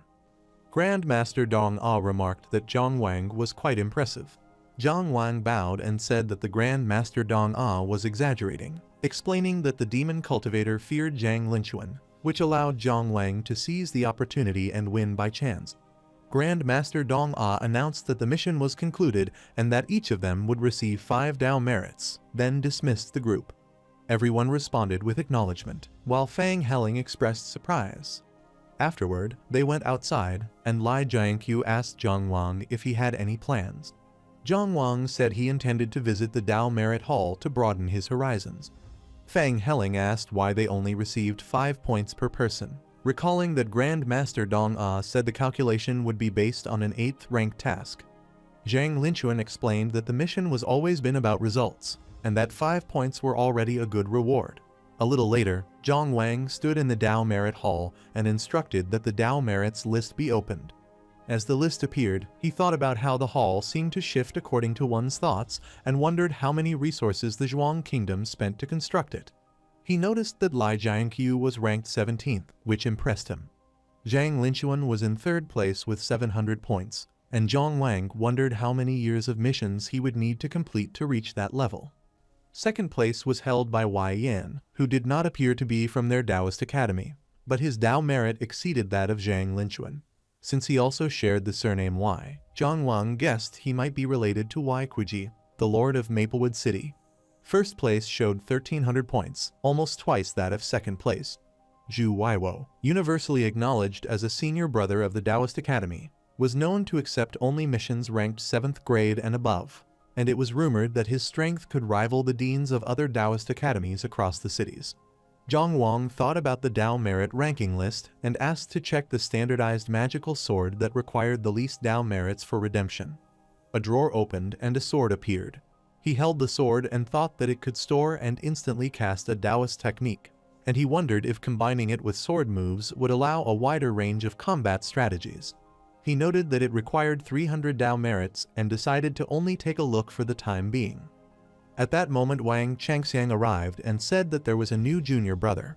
He introduced himself as a 3rd-year student at the Taoist Academy and gave his name as Wang Changxiang. Zhang Wang reacted with surprise and then introduced himself politely as Zhang Wang, who just entered the inner courtyard. Wang Changxiang laughed and apologized for disturbing him, addressing him as junior brother. Zhang Wang replied humbly that he dared not accept such words. Wang Changxiang said that it must be fate and that they would meet again next time. Zhang Wang agreed and said farewell. He thought about Wang Changxiang and remembered that he was from the Wang family, one of the 3 major surnames in Maplewood City, and that on the Dao merit ranking list he was ranked 7th, far above Lai Jianqiu. As he was leaving, Zhao Ruchang arrived holding a letter and told him that there was an emergency at his home. Zhang Wang quickly opened the postcard and read the letter. It said that young Wang was asked how life was at the Taoist Academy and whether he took good care of himself. The letter explained that due to unexpected changes in the aunt's life in Wangzhong City, she was exhausted from running around and unable to contact him for several months. It stated that his father's herbal medicine business, once thriving, drew the attention of the Lin family's powerful figures. The aunt assured him that she would not let them succeed, though matters were not settled, and she was worried that Annan might get caught up in it. She wrote that Annan was always been timid, and she feared this would bring hardship upon her. She begged young Wang to take care of Annan for a while, and once matters settled on her side, she would bring Annan home.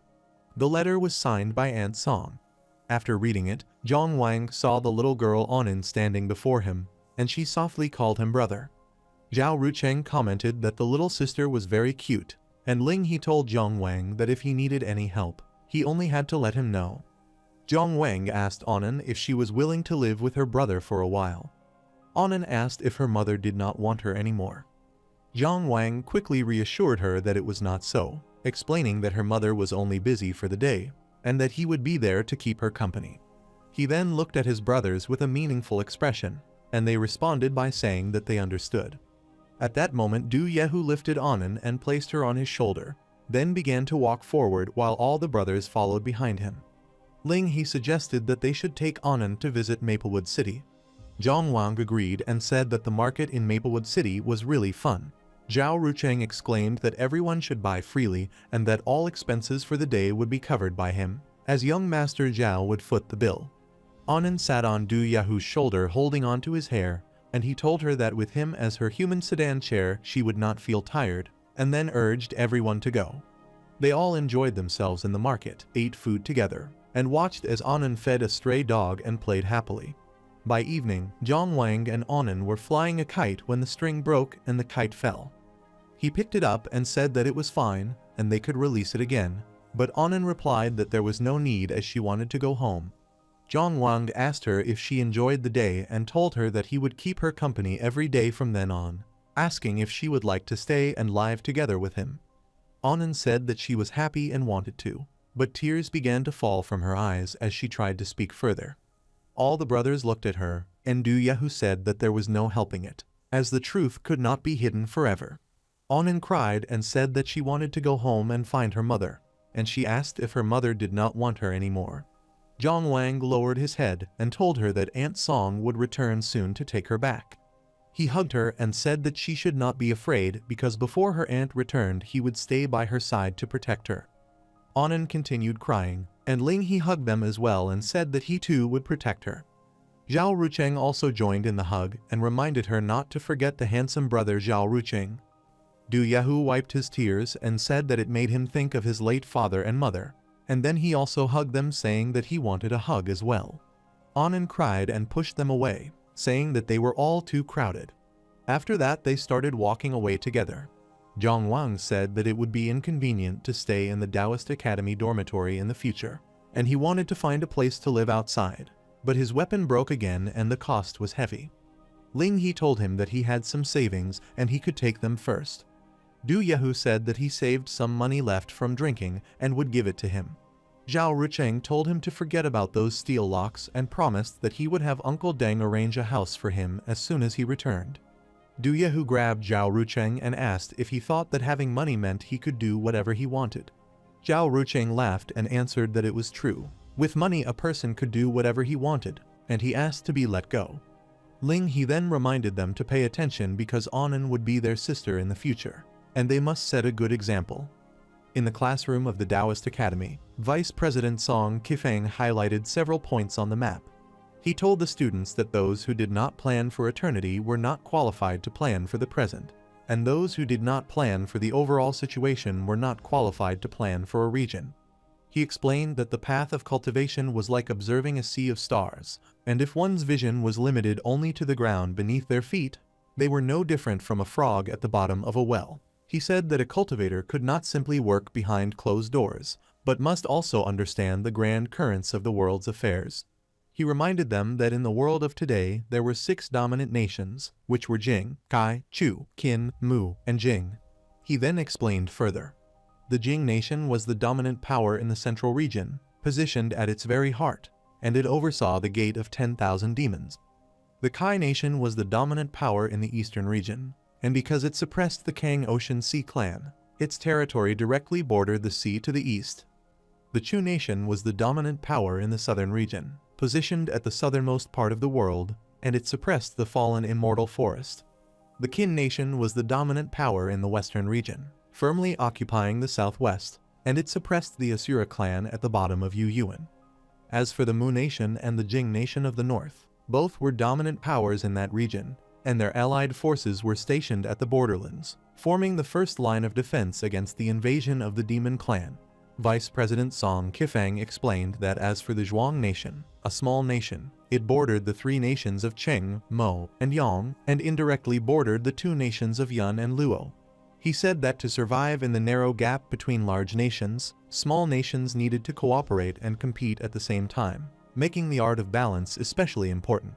Mastering this art could not only place one in an invincible position, but also allow a small nation to drive away the tiger, swallow the wolf, and defeat the large with the small. Ling He whispered to Zhang Wang, asking if he was used to living on his own, and offered help in taking care of Annan if needed. Du Yahu whispered that it was true and reminded him that there were so many things to do in the Taoist Academy, and asked if he was sure he wanted Annan to wait at home alone. Zhang Wang whispered that both brothers were thoughtful, and that Zhao Rucheng asked Uncle Deng to arrange for Annan to enroll in a private school, so as long as he carefully managed his cultivation schedule, he could still pick Annan up after school. Zhao Rucheng whispered that a problem that could be solved with money was not really a problem. At that moment the sound of a drum began to ring, and Du Yahu asked what happened. At that moment, Deputy General of the City Guard Wai Yan and his companions entered the classroom. General Wai Yan announced that there was an emergency deployment and ordered all inner court disciples to gather at the academy immediately. He apologized to Dean Song Qifeng for the interruption and explained that the military situation was urgent, requesting to borrow the classroom. Vice President Song Qifeng replied politely that it was not a problem and told General Wai Yan to proceed. The students whispered among themselves, wondering who this person was and noting how disrespectful he seemed toward Vice President Song Qifeng. One student reminded them to speak softly, explaining that the man was Wai Yan, ranked second on the Dao merit list and a powerful general of the city guards. He added that true respect came from strength rather than age, noting that Dean Song Qifeng was over 80, but his cultivation remained stuck at the 7th rank. They wondered if anyone would dare act this way toward Master Zhang. Deputy General Wai Yan instructed Zhao Lang to announce the details. Deputy Officer of the City Guard Zhao Lang said that starting from the previous week, Xiaolan town was completely cut off for 5 days with no news, and a town of thousands suddenly became isolated. He explained that the army, holding the city lord's decree seal, was mobilizing at least 30 inner disciples from the city's Dao Academy to depart for Xiaolan town to investigate the matter. One student asked if this was not the responsibility of the Criminal Investigation Department and wondered why the Dao Academy was being recruited. Another student asked why, since the city guard was still present. Officer Zhao Lang explained that the heart-devouring demon bear appeared in Sanshan City and most of the criminal enforcement personnel were dispatched there, leaving the city guards stretched thin. General Wai Yan explained that the city guards was assigned other important tasks, and added that the Dao merit reward for this mission would be increased by 30% and that he would lead the team personally. The students whispered among themselves, commenting that this seemed like forced recruitment and wondered if the absence of Grand Master Zhang from Maplewood City was being taken advantage of. They noted, however, that the Dao merit reward was high and the opportunity rare, and that General Wai Yan was leading the team personally. General Wai Yan then stated that in principle participation was voluntary, but if fewer than 30 inner disciples signed up, he would enforce the city lord's decree and proceed with forced recruitment. Zhao Rucheng said that he did not want to get involved and only wanted to return to catch up on sleep. Zhang Wang asked Ling He what he thought. Ling He said that for him, it was a rare opportunity to accumulate merits, so he would of course go. Du Yahu agreed, saying that he needed more Dao merits so he could exchange them for the Meridian opening pill as soon as possible, and raised his arm to sign up, declaring that the 4 of them would participate. Zhao Rucheng protested, asking why they were making decisions for him without his permission. General Wai Yan thought that 4 freshmen alone were not strong enough. but he instructed him to write down their names first and asked if anyone else would join to reach the remaining 26 slots. At that moment, Li Jiangqiu entered the classroom and said that Dao Academy cultivators were supported by the state and should contribute to their country, then signed up as a third-year student of the Dao Academy. At that moment, Wang Chengxiang raised his hand and said that he agreed and wanted to join as well, identifying himself as a third-year student of the Dao Academy. General Wei Yan responded that it was good, and that there were still 24 spots left. He thought that Li Jiangqiu and Wang Chengxiang were talents worth noting, and with the two of them joining, the mission would be in good hands. Then other students began raising their hands, saying that since senior brothers Wang and Li signed up, they would also join. Some said it was a good opportunity to gain favor and they could not miss it, and others said that they wanted to sign up as well. General Wei Yan noted that 13 spots remained. More students signed up, and he said that 5 spots were now remaining. Even more students raised their hands, saying that they also wanted to join. As they left the classroom, General Wei Yan announced that with 30 people signed up, they could depart immediately. He commented that it was refreshing to see that the Dao Academy students did not lose their fighting spirit to studying after all. The scene shifted as General Wei Yan urged his horse forward, ordering the team to set off. General Wei Yan saw the housekeepers coming from ahead and asked what was happening. One reported that the thick fog completely covered Xiaolan town, and that several brothers went there and not returned. It was too eerie, and the ordinary constables no longer dared to approach. General Wei Yan asked if their fear meant they could act without discipline and illegally cut down the moon cypress trees of Xiaolan town. The housekeeper explained that the trees were meant for the families of brothers who died in the line of duty and admitted his wrongdoing, asking the general to punish him.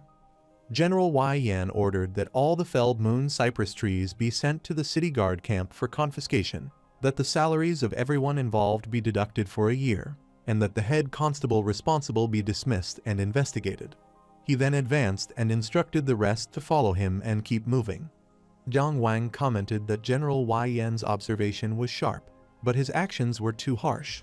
Ling He reminded him that the military was different from the Dao Academy, and that military orders were absolute, so it was not their place to judge. Du Yahu said that he thought General Wei Yan did the right thing. They all urged their horses forward and rode quickly toward Xiaolan town. General Wei Yan's horse stopped at the entrance of Xiaolan town, and the rest of the horses stopped as well. Zhang Wang asked what was happening and why the horses would not move forward. Wang Chengxiang explained that it was the instinct of the animals, and that they probably sensed something in the fog that made them extremely afraid. General Wei Yan drew his sword and struck the horse's neck, then asked what use a coward was before a battle. Du Yahu laughed and praised him, saying that if one was afraid of death, one should not join the military, and asked how they would charge next. They all dismounted and stood on the ground. General Wei Yan instructed them to prepare for battle in a sharp arrow formation, and then led them into Xiaolan town.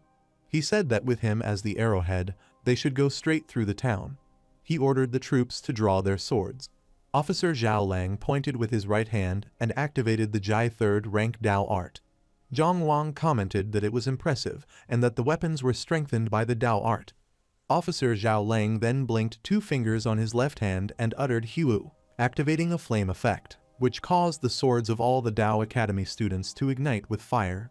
He then formed a punch to activate the 3rd rank Dao art harden. Du Yahu, engulfed in the flame, exclaimed that it suited him perfectly and that any evil spirits should come out now, because he was ready to fight. Ling He told him to calm down. General Wei Yan reminded everyone to follow the team closely and to report any situation to each other immediately. One student said that the fog was as thick as cotton, and it was hard to see beyond 3 steps. Another student remarked that something seemed off and asked if anyone could see a figure over there. Then one student reported that they found people from Xiaolan town, and another said that there were many figures found. Du Yahu asked if this was not going too smoothly. General Wei Yan instructed everyone to stay put, hold their positions, and wait for his command. At that moment, they saw many figures in the fog ahead. Officer Zhao Lang told General Wei Yan that everyone in the town was corrupt, but General Wei Yan interrupted, calling them scoundrels. Wang Chengxiang muttered that this became a big problem. Zhao Rucheng exclaimed that it could not be. Zhang Wang asked if they were ghosts. General Wei Yan confirmed that no living souls remained in the entire Xiaolan town. General Wei Yan called out to Officer Zhao Lang. Officer Zhao Lang formed a circle with his hands, and immediately a ring of fire surrounded them. Some figures entered the circle and advanced toward them. Zhao Lang explained that the ghosts outside the fire circle would retreat temporarily, while the ones inside would become extremely violent because they had no way to escape, and reminded everyone to take care of themselves. At that moment, Li Jianqiu and Zhang Wang attacked and killed some of the ghosts. General Wei Yan commented that they already came this far, and that Officer Zhao Lang worrying about the ghosts was an insult to them. Du Yahu agreed enthusiastically.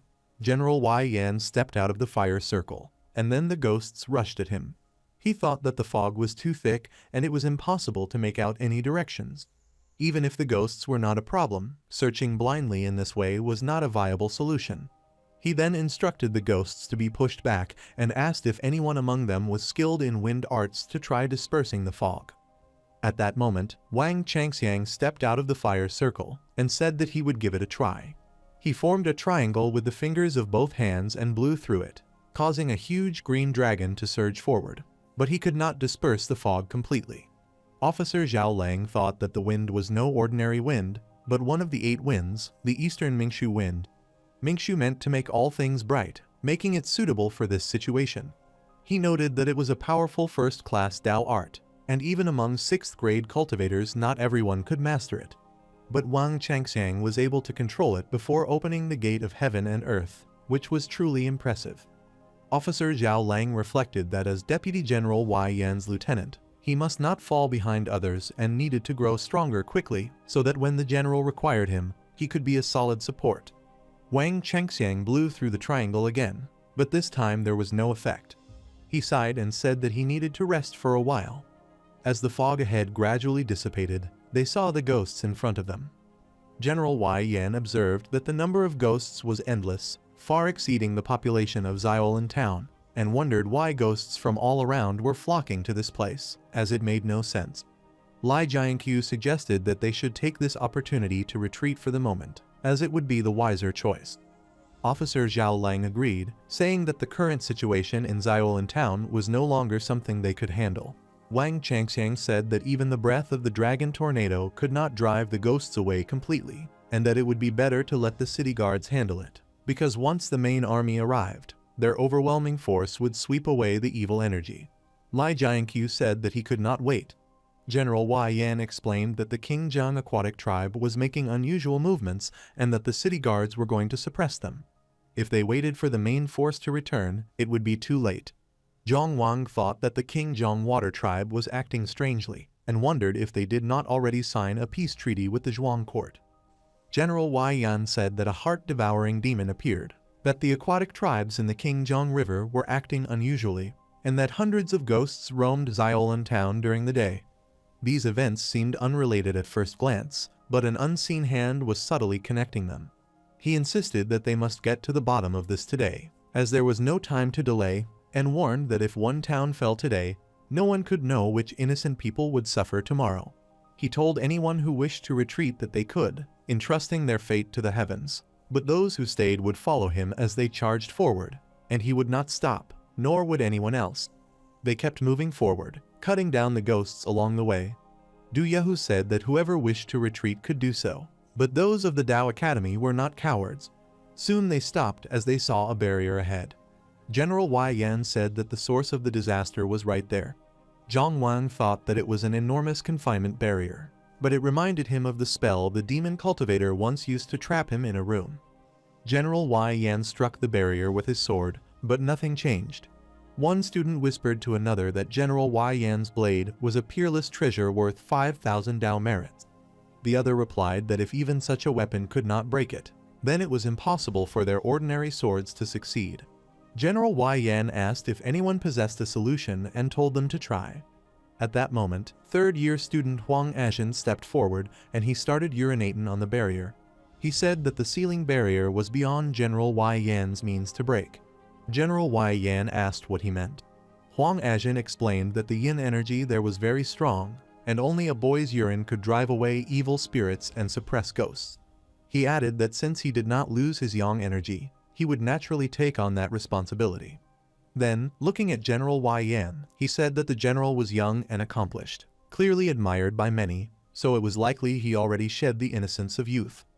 Zhang Wang thought that Huang Ajin managed to be both shameless and magnanimous at the same time. Du Yahu said that such a man was truly worthy of being his drinking companion. Zhao Rucheng asked what there was to be so proud of. General Wei Yan asked if the method could work. Huang Ajin replied that there was no rush. He only needed 2 more drops, and he even shook a little more, but still nothing happened. He then asked if anyone else among them was still a virgin and suggested they should try together. Du Yahu laughed and said the problem might not be the amount, but rather the size. Zhao Rucheng added that perhaps a boy's blood would be more effective and suggested trying again.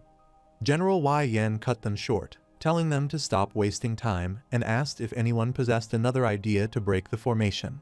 Huang Ajin whispered to himself that it was impossible, since his boy's urine was pure, but he wondered if his yang kai was damaged because of indulging too frequently. Wang Chengxiang then spoke, saying that when he blew away the fog earlier, he noticed that the wandering souls in Xiaolan town gathered in the pattern of the 9 palaces formation. General Wei Yan asked how such a formation could be broken. Wang Chengxiang explained that the great division of celestial numbers followed the rise of Yang and the retreat of Yin. He said Yang began at Zai and Yin at Wu, thus forming the supreme 9 palaces. He noted that breaking the 9 palaces formation was not difficult, since destroying the cores of the other 8 palaces would cause the central palace to collapse on its own. The problem, he added, was that the one who arranged the formation not only used fog to hide the cores, but also something more. General Wei Yan continued his thought, saying the formation was set up with ghosts, and the cores were likely formed by spirits devouring each other, turning into resentful and violent beings whose power would be hard to predict. He said there was no time to hesitate and declared that he would go to the Can Palace himself, while the others should split into 7 groups, each responsible for breaking 1 palace, and then regroup at the center. Deputy Officer Zhao Lang said Wang Chengxiang should stay behind to rest and watch over the situation, keeping 4 people with him to follow his command and support the other groups when needed. Lai Jianqiu said he would leave the Kun Palace to his subordinates and take charge of the Zhan Palace himself, leaving the rest for others to divide. A group of sword brothers claimed responsibility for the Zun Palace. Some students said they would take the Zhen Palace. Others volunteered for the Kayan Palace, and more students decided to move toward the Lai Palace. The scene shifted to the Zun Palace where the 4 sword brothers were present. Du Yahu asked if following 1 look, 2 steps, and 3 turns would really help them find anything, since they were already running in circles many times without finding the evil spirit. Ling he replied that 4, 5, 6 steps forward were what the book taught, and they only needed to follow it. He added that 7, 8, 9 circles were never too many, and once they counted to 10 the truth would reveal itself. He suddenly told them to stop, and the 4 sword brothers halted. Zhang Wang said he could smell blood in the thick fog ahead. Zhao Rucheng noted that it was exactly the 10th lap now. Du Yahu asked if the evil ghost really appeared and said he would kill it with 1 punch. Yang Wang noticed a hand reaching toward him, quickly struck it, and saved himself. He then asked Zhao Rucheng how many killing methods of the purple kai from the East sword art he mastered. Zhao Rucheng replied that he was basically proficient in the first 3 forms. Zhang Wang said that Zhao Rucheng and he would lead the charge while Ling He and Du Yahu should drive away the nearby ghosts. Ahead of them, a massive ghost appeared. Zhang Wang and Zhao Rucheng rushed forward to attack the ghost. Zhang Wang told Zhao Rucheng to cooperate with him, and Zhao Rucheng replied that there was no problem. Zhang Wang used the purple kai from the East sword technique, and purple light surrounded the ghost. He said that the first kill form relied on speed, but when he struck, the ghost dodged and countered with a punch. At that moment Zhao Rucheng said that the second kill form relied on accuracy, then thrust his sword into the ghost's back. The ghost screamed, and when Zhao Rucheng pulled the sword outward it remained stuck in the ghost's body, causing him to fall back. He quickly steadied himself and stood again. The ghost leapt toward Zhao Rucheng to attack. Zhao Rucheng saw it rushing at him and looked at his empty hand, thinking of his lost sword. Zhang Wang stood behind Zhao Rucheng, and then called out the purple kai from the East sword technique. Zhang Wang then used the third kill form, which relied on piercing, and struck at the ghost's eye with his sword. The ghost screamed loudly, and Zhang Wang looked at his sword and thought of how hard it was. The ghost counterattacked, but Zhang Wang leapt back in time to save himself. Ling He fought off nearby ghosts and shouted Zhao Rucheng's name. Zhao Rucheng turned to look at him. Ling He threw his own sword toward Zhao Rucheng, telling him to take it.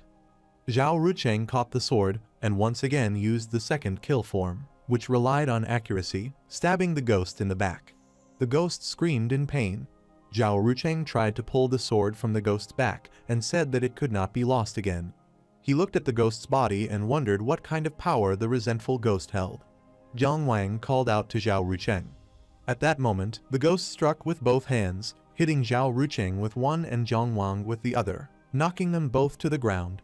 Ling He saw it and called out to Zhang Wang and Zhao Rucheng. Zhang Wang forced himself up, though unsteady, while Zhao Rucheng still lay on the ground. The ghost rushed forward to attack him, but before it could strike, Du Yehu leapt in, his body wrapped in flames, and seized the ghost. He shouted that he endured enough of being a coward. Ling He looked at him and called his name. Zhang Wang also cried out to him. Zhao Rucheng lifted his head from the ground, saw him, and spoke his name as well. Du Yehu used the Kai blood smoke signal technique and attacked the ghost. He shouted that although he did not unlock his meridians and knew no sword technique, his vital energy and blood were more than enough. With a roar like a tiger, he struck the ghost and sent it crashing to the ground. Zhang Wang praised him, saying that this would destroy its vision. Du Yehu reached out his hand toward Zhao Rucheng. Zhao Rucheng warned him that burning his vital energy in this way could damage his foundation. Du Yehu lifted him with one hand and hurled him aside, telling him not to worry and to move out of the way. Zhao Rucheng shouted in the air, calling him a stinky old Du Yehu while falling. The ghost rose again, punched the ground, and swallowed the heads of the other ghosts nearby. It declared itself a soul eater. Ling He caught Zhao Rucheng to prevent him from falling and looked at the ghost. Zhao Rucheng also saw it and wondered why the ghost was eating other ghosts and what it wanted. Ling He explained that ferocious ghosts were created by refining others like goo poison, forcing them to consume one another, and now it was trying to recover strength by devouring more and becoming even stronger. The ghost roared loudly, and Zhang Wang said that the trick to destroy its vision would not work, so they were left with no choice but to face it head-on. The ghost let out a piercing scream, but Du Yehu leapt into the air and struck it while shouting for it to shut up. He cursed the resentful ghost and declared that he would make it scream with his fists. He said he would hold it off and left the rest to Zhang Wang. Du Yehu and the ghost clashed fiercely. Zhang Wang combined the first and second kill forms, slashing at the ghost's arm with his sword, but the effect was small. The ghost struck Du Yehu and slammed him to the ground.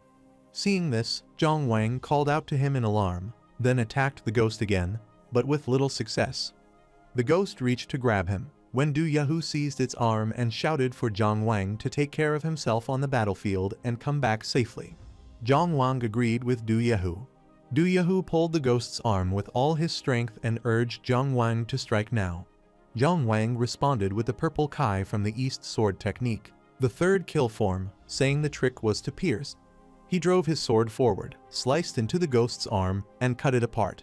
Zhang Wang stood up while Du Yehu held the severed arm of the ghost and shouted in triumph. The ghost reached out with its other hand to grab Zhang Wang, but he focused his sword toward it, thinking that the key lay in concentration. He knew the fierce ghost was stronger than the demon he faced before, but with almost no Dao energy left he could only give it his all. He struck again and cut off the ghost's hand, but the ghost still shoved both him and Du Yehu away with great force. It then looked at its severed arm and howled. Ling He and Zhao Rucheng stood back to back fighting off the other ghosts. Ling He told Zhao Rucheng to go and help the others, saying he could still hold out for a while. He recalled from scripture that anything nourished by yin energy carried a fatal weakness, and he instructed Zhao Rucheng to try attacking the eye on the ghost's chest. Zhao Rucheng said that he understood. Du Yehu coughed heavily as he struggled up from the ground. Zhang Wang rose as well and warned him that burning his blood essence further might truly damage his foundation. Both of them stood together again. Du Yehu dismissed the concern and declared that even if he burned it all away he would fight the ghost to the bitter end. Zhang Wang expressed surprise. Du Yehu looked at him, and Zhang Wang asked where the ghost was.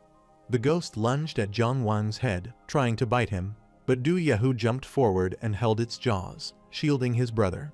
He shouted at the ghost not to think of hurting his brother and told Jiang Wang to finish it. Jiang Wang answered that he understood and struck at the ghost's ankle, breaking its foot, but his sword also broke in the attack. The ghost kicked Jiang Wang away and knocked Du Yahu down as well. It balanced on one leg, ready to strike again. Zhao Rucheng shouted that the first kill style required speed, and he struck the ghost's other foot with his sword. The ghost screamed and looked at Zhao Rucheng, who tried to pull his sword away from its foot and warned the ghost not to meddle.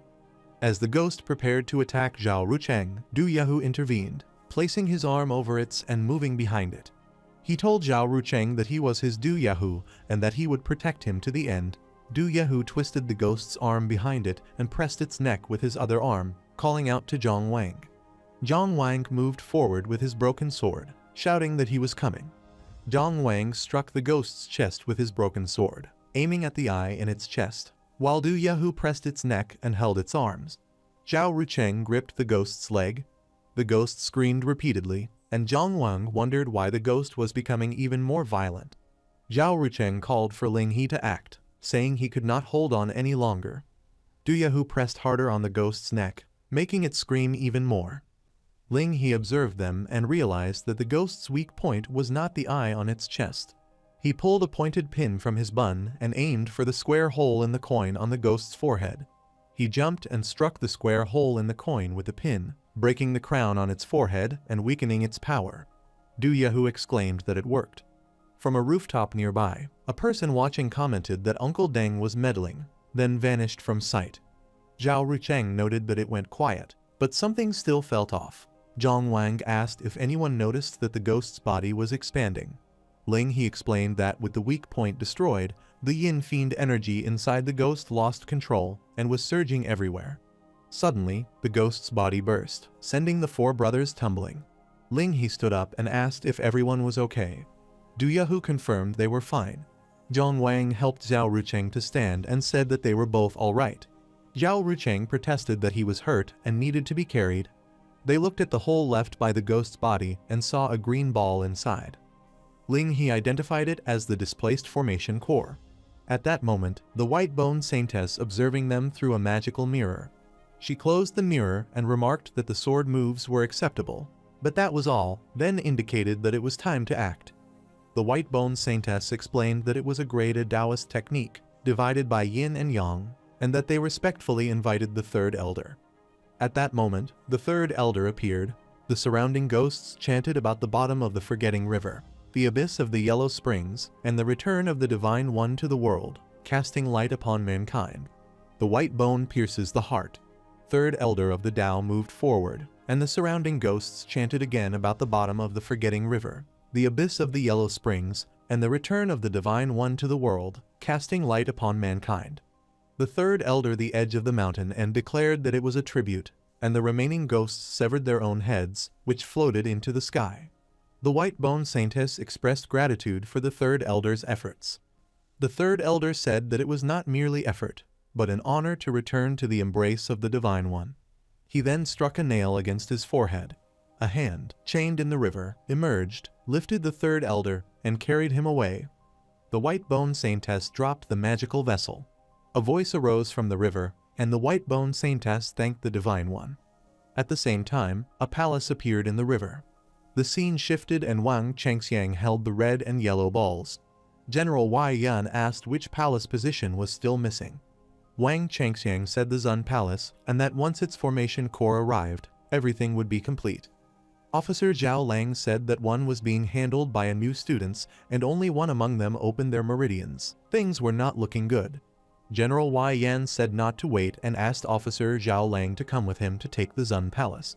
Lai Jianqiu said General Wei Yan should hold up, as he already broke through 3 palaces and should conserve his strength, and that he, Lai Jianqiu, would go to the Zun Palace.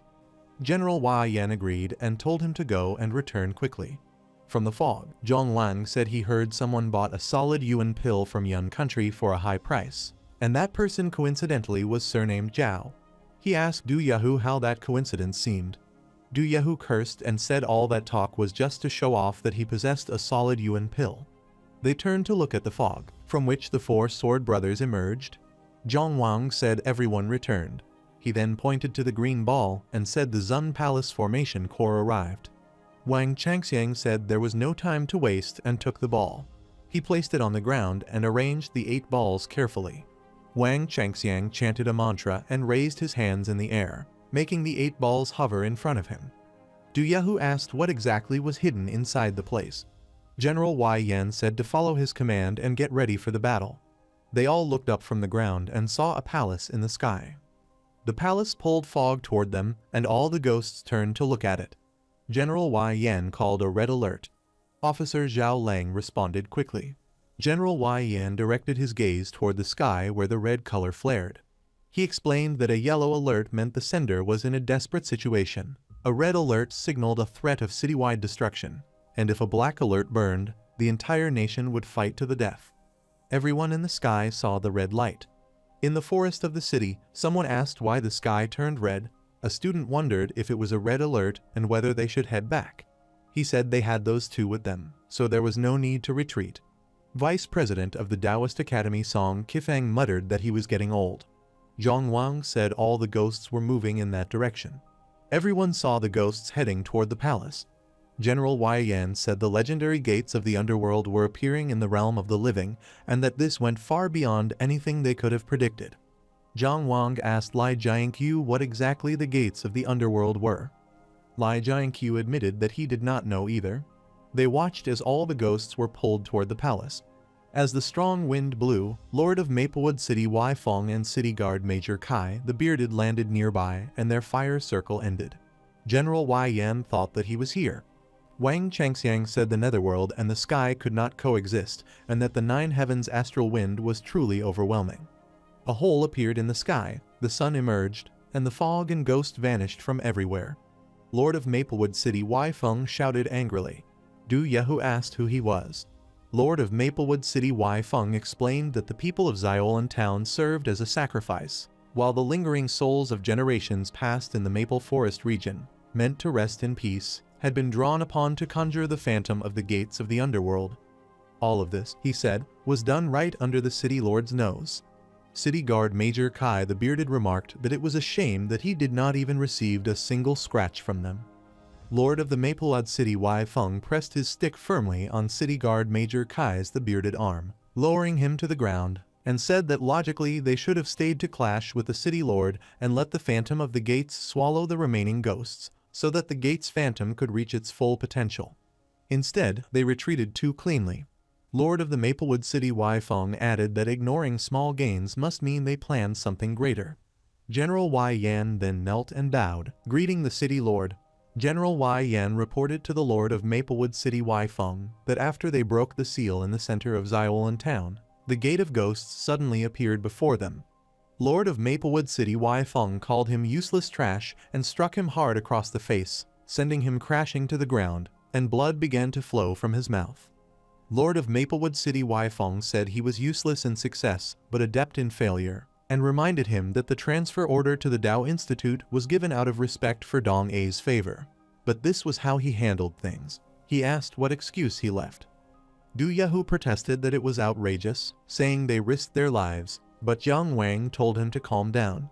General Wei Yan knelt and bowed, admitting he had no excuse, that he failed his task, and that he was willing to accept any punishment. City Guard Major Kai the Bearded bowed and said they should not remain away for too long because of the King Zhong aquatic clan. Lord of Maplewood City Wei Feng leapt onto City Guard Major Kai the Bearded shoulders and announced that General Wei Yan was demoted 1 rank, fined 1 year's salary, and that his entire camp would share the responsibility. General Wei Yan bowed again and thanked him. Lord of Maplewood City Wei Feng and City Guard Major Kai the Bearded then departed.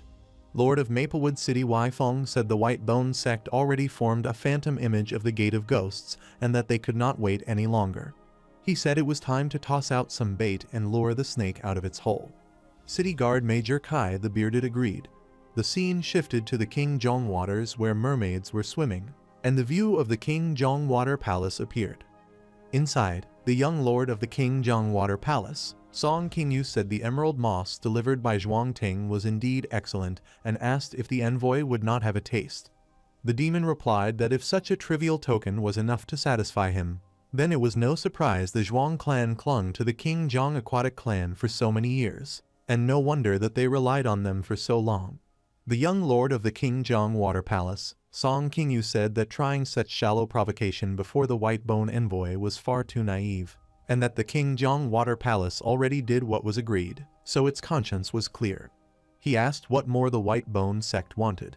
The demon reminded him that they agreed beforehand that a token raid ashore would suffice, but now, even after paying a heavy price, the King Zhang aquatic clan was only patrolling the river surface. He said that in the past, Song Qingyu's father fought a noble battle for Zhuang Chenqian's promise and was still praised for it, and he questioned why the son went back on his word. The young lord of the King Zhang water palace, Song Qingyu, called for his attendants. One came forward, and he ordered that Yu Yang's unit retreat 3 li, and that the beings ashore must not be disturbed. The demon looked at him with frustration and protested. The young lord of the King Zhang water palace, Song Qingyu, said it was the envoy who reminded him that the alliance between his father and Emperor Zhuang dated back hundreds of years. He asked if helping them now would not betray his father's honor and said that such an act would be deeply unfilial. He explained that the entire army of King Commandery was already on alert against them, and they could not mobilize easily. He told the envoy to proceed with his own plans, as his objective was already achieved, and warned him to stop being greedy. He added that aquatic folk leaving the water was the same as humans leaving the land, and that they would lose their foundation. He asked if the envoy could truly afford the cost of forcing him to fight Zhuang Ting. The demon asked about the cost and reminded him that they gave him a complete dragon pearl. The young lord of the King Zhang water palace, Song Qingyu, admitted that it was indeed a precious gift, but said it was only worth that much effort from him. The demon agreed to leave and departed, but on his way out he cut a fish into 2 pieces. The young lord of the King Zhang water palace, Song Qingyu, said with disdain that a sneaky coward dared to bargain and speak of honor with him, and that it was ridiculous. His father then asked what he thought. The young lord of the King Zhang water palace, Song Qingyu, replied that the Zhuang court grew more arrogant by the day and that Zhuang Goyeshuang was even more deluded, treating them as subjects. He said that Goyeshuang even sent word proposing marriage between his son and Qingzhai, claiming it would honor her as crown princess and unite their houses for eternity. He called it nothing but schemes, and said that the mistake their aunt made by marrying Zhuang Chenqian would not be repeated by his sister. The history was recalled. Zhuang Chenqian, the founder of the Zhuang kingdom, once was a general of Yang. During Yang's succession struggle, he seized the chance to claim land and establish his kingdom. Yang, in fury, launched a land and sea offensive to destroy Zhuang in one strike. In that crisis, Zhuang Chenqian sought help from Song Hengzhang, promising that if he succeeded, the two would divide control of land and sea, granting 700 li of the King Zhang waters to the King He water palace. For that promise, Song Hengzhang fought with his people, defeating Yang's navy at Lan River and removing all threats, which enabled Zhuang to succeed. Thus the King Zhang water palace and the Zhuang kingdom formed their alliance. Song Hengzhang's sister, Song Wangxi, even married Zhuang Chenqian and became queen of the Zhuang kingdom. Though Song Wangxi devoted herself to helping Zhuang govern and earned the love of the people, she was eventually betrayed and died tragically in the cold depths of the palace. In his anger, the young lord of the King Zhang water palace, Song Qingyu, smashed the drinking cup in his hand. The young lord of the King Zhang water palace, Song Qingyu's father, said that his aunt and Zhuang Chenqian truly loved each other, and that it was not him who pushed for the marriage. He then asked what Song Qingyu planned to do with Qingzhai. The young lord of the King Zhang water palace, Song Qingyu, replied that things were tense with the king prefect, and Gao Mei was shameless, making King's city unsafe. He said Qingzhai was only beginning her education, so he planned to send her in disguise to Maple Forest City to study for a while. He added that since the White Bone sect gave up even a dragon pearl, something major was happening in Maple Forest City, something strong enough to shake the Zhuang territories. For that reason, it would become the safest place afterward, perfect for studying. He also said he would have people investigate traces of the White Bone sect in Maple Forest, for if they returned from the ashes, they must be hiding a great secret, and one dragon pearl would not be enough to satisfy him. His father answered that he long entrusted the affairs of the water palace to him and told him to act as he saw fit. The young lord of the King Zhang Water Palace, Song Qingyu, reminded him that the dragon pearl was already sent to his retreat chamber and told him not to forget to refine it. His father said he examined the dragon pearl and found tricks in it, but erased them, so it could now be used safely. He said it would save 1,000 years of effort, but that he himself was already a decaying man with no hope of becoming a dragon, living only in body. He said he only wished to protect him and King Zhai a little longer and sighed. The scene shifted to Ox Head Mountain where night fell. A guard stood there and was startled when he saw a demon. The demon climbed the steps and entered a cave through a magical hole. Inside, the old demon asked how it went. The demon said that Song Qingyu swallowed the bait but only lightly touched the hook. The old demon said it was as expected, since the old Song Hengjiang remained alive, and they did not truly expect the aquatic tribe to completely fall out with the Zhuang court. The demon agreed but said it was still frustrating, as their bait had been a dragon pearl, extinct since the Middle Ages and rarer than anything else. The old demon replied that the Xiaolan town matter was finished and their objective was achieved, so there was no need to worry about such trivial matters. He added that he feared the little beast would not adapt well to eating their dragon pearl, and he laughed. The demon said that Song Qingyu thought he could play with his white bone Dao, but he would soon learn that once the Dao sun appeared, the first to be slaughtered would be his King Zhang water mansion, and the entire 700 Lai of the King Zhang would be turned into white bone. The scene shifted to daytime as the three sword brothers made their way toward the Dao Merit Hall. Du Yahu said that the recovery pill they received was not bad at all, and that his blood Kai felt even more vigorous than before. Zhao Ruchang agreed, noting that while others treasured recovery pills and took them bit by bit, Du Yahu swallowed the whole pill at once. Du Yahu added that General Wei Yan was loyal, and even though the mission failed, he still gave them some of his Dao merits. Descending the steps of the Dao Merit Hall, Wang Changxiang called out to the three junior brothers. The three sword brothers greeted him, and Wang Changxiang said it was truly fated and told them to make themselves at home. He explained he had something to do and was leaving. As they began to climb the steps, Zhang Wang said he ran into Wang Changxiang there last time as well, and Zhao Ruchang wondered why he kept coming there. Then senior brother Huang Azhen appeared and asked if they were there to exchange things at the Dao Merit list and invited them for a drink that night. Du Yahu agreed, saying that although they now possessed some Dao merits, they were still saving them to exchange for an open meridian pill, and today they just came to take a look. Huang Azhen explained that for a first exchange of an open meridian pill, the cost was only 100 Dao merits for those with a Dao sect support, but afterward it would jump to 1,500 per pill. He added that Wang Changxiang just finished all his tasks and immediately spent all his Dao merits to get an open meridian pill, which was really extravagant. Zhang Wang asked if senior brother Wang Changxiang exchanged his Dao merits for an open meridian pill and wondered why he would spend so much when his cultivation was already so high. Huang Azhen said he did not know the gossip, and explained that although Wang Changxiang was known as the Wang family's genius, he actually had an older brother. Wang Changxiang opened the door of his house and entered, calling out to his brother. The Wang family eldest son, Wang Changjai, carrying food in his hands, came toward the table and said that dinner was ready. He placed the food on the table and called a cat, little Xiaoju, who came and began eating. Wang Changjai also started to eat. Wang Changxiang greeted him. His brother saw Wang Changxiang, asked when he arrived and worried that he did not prepare food for him. Wang Changxiang replied that it was fine and that he was not there to eat for free, and that he only wanted to talk. Wang Changjai nodded. Wang Changxiang said that he recently went to investigate the disappearance in Xiaolan town, but when he arrived, he found that the whole place was destroyed. He added that when the Lord of Maplewood City Wei Feng arrived, the phantom of the Ghost Gates vanished immediately, and he did not know where the villain behind it planned to cause trouble next. Wang Changjai said that the matter would be handled by the Judicial Division. If General Wei Yan could not manage it, the county governor could, and if the City Dao Academy could not hold, there was the County Dao Academy, and behind that, the National Dao Academy. He told his brother not to worry and that he understood his good intentions. He noted that Wang Changxiang often came to tell him about what was happening outside because he did not want him to be disconnected from the world. He admitted that he was a useless person who could not open his meridians, and that when Wang Changxiang talked about Dao techniques and formations, he could not understand them.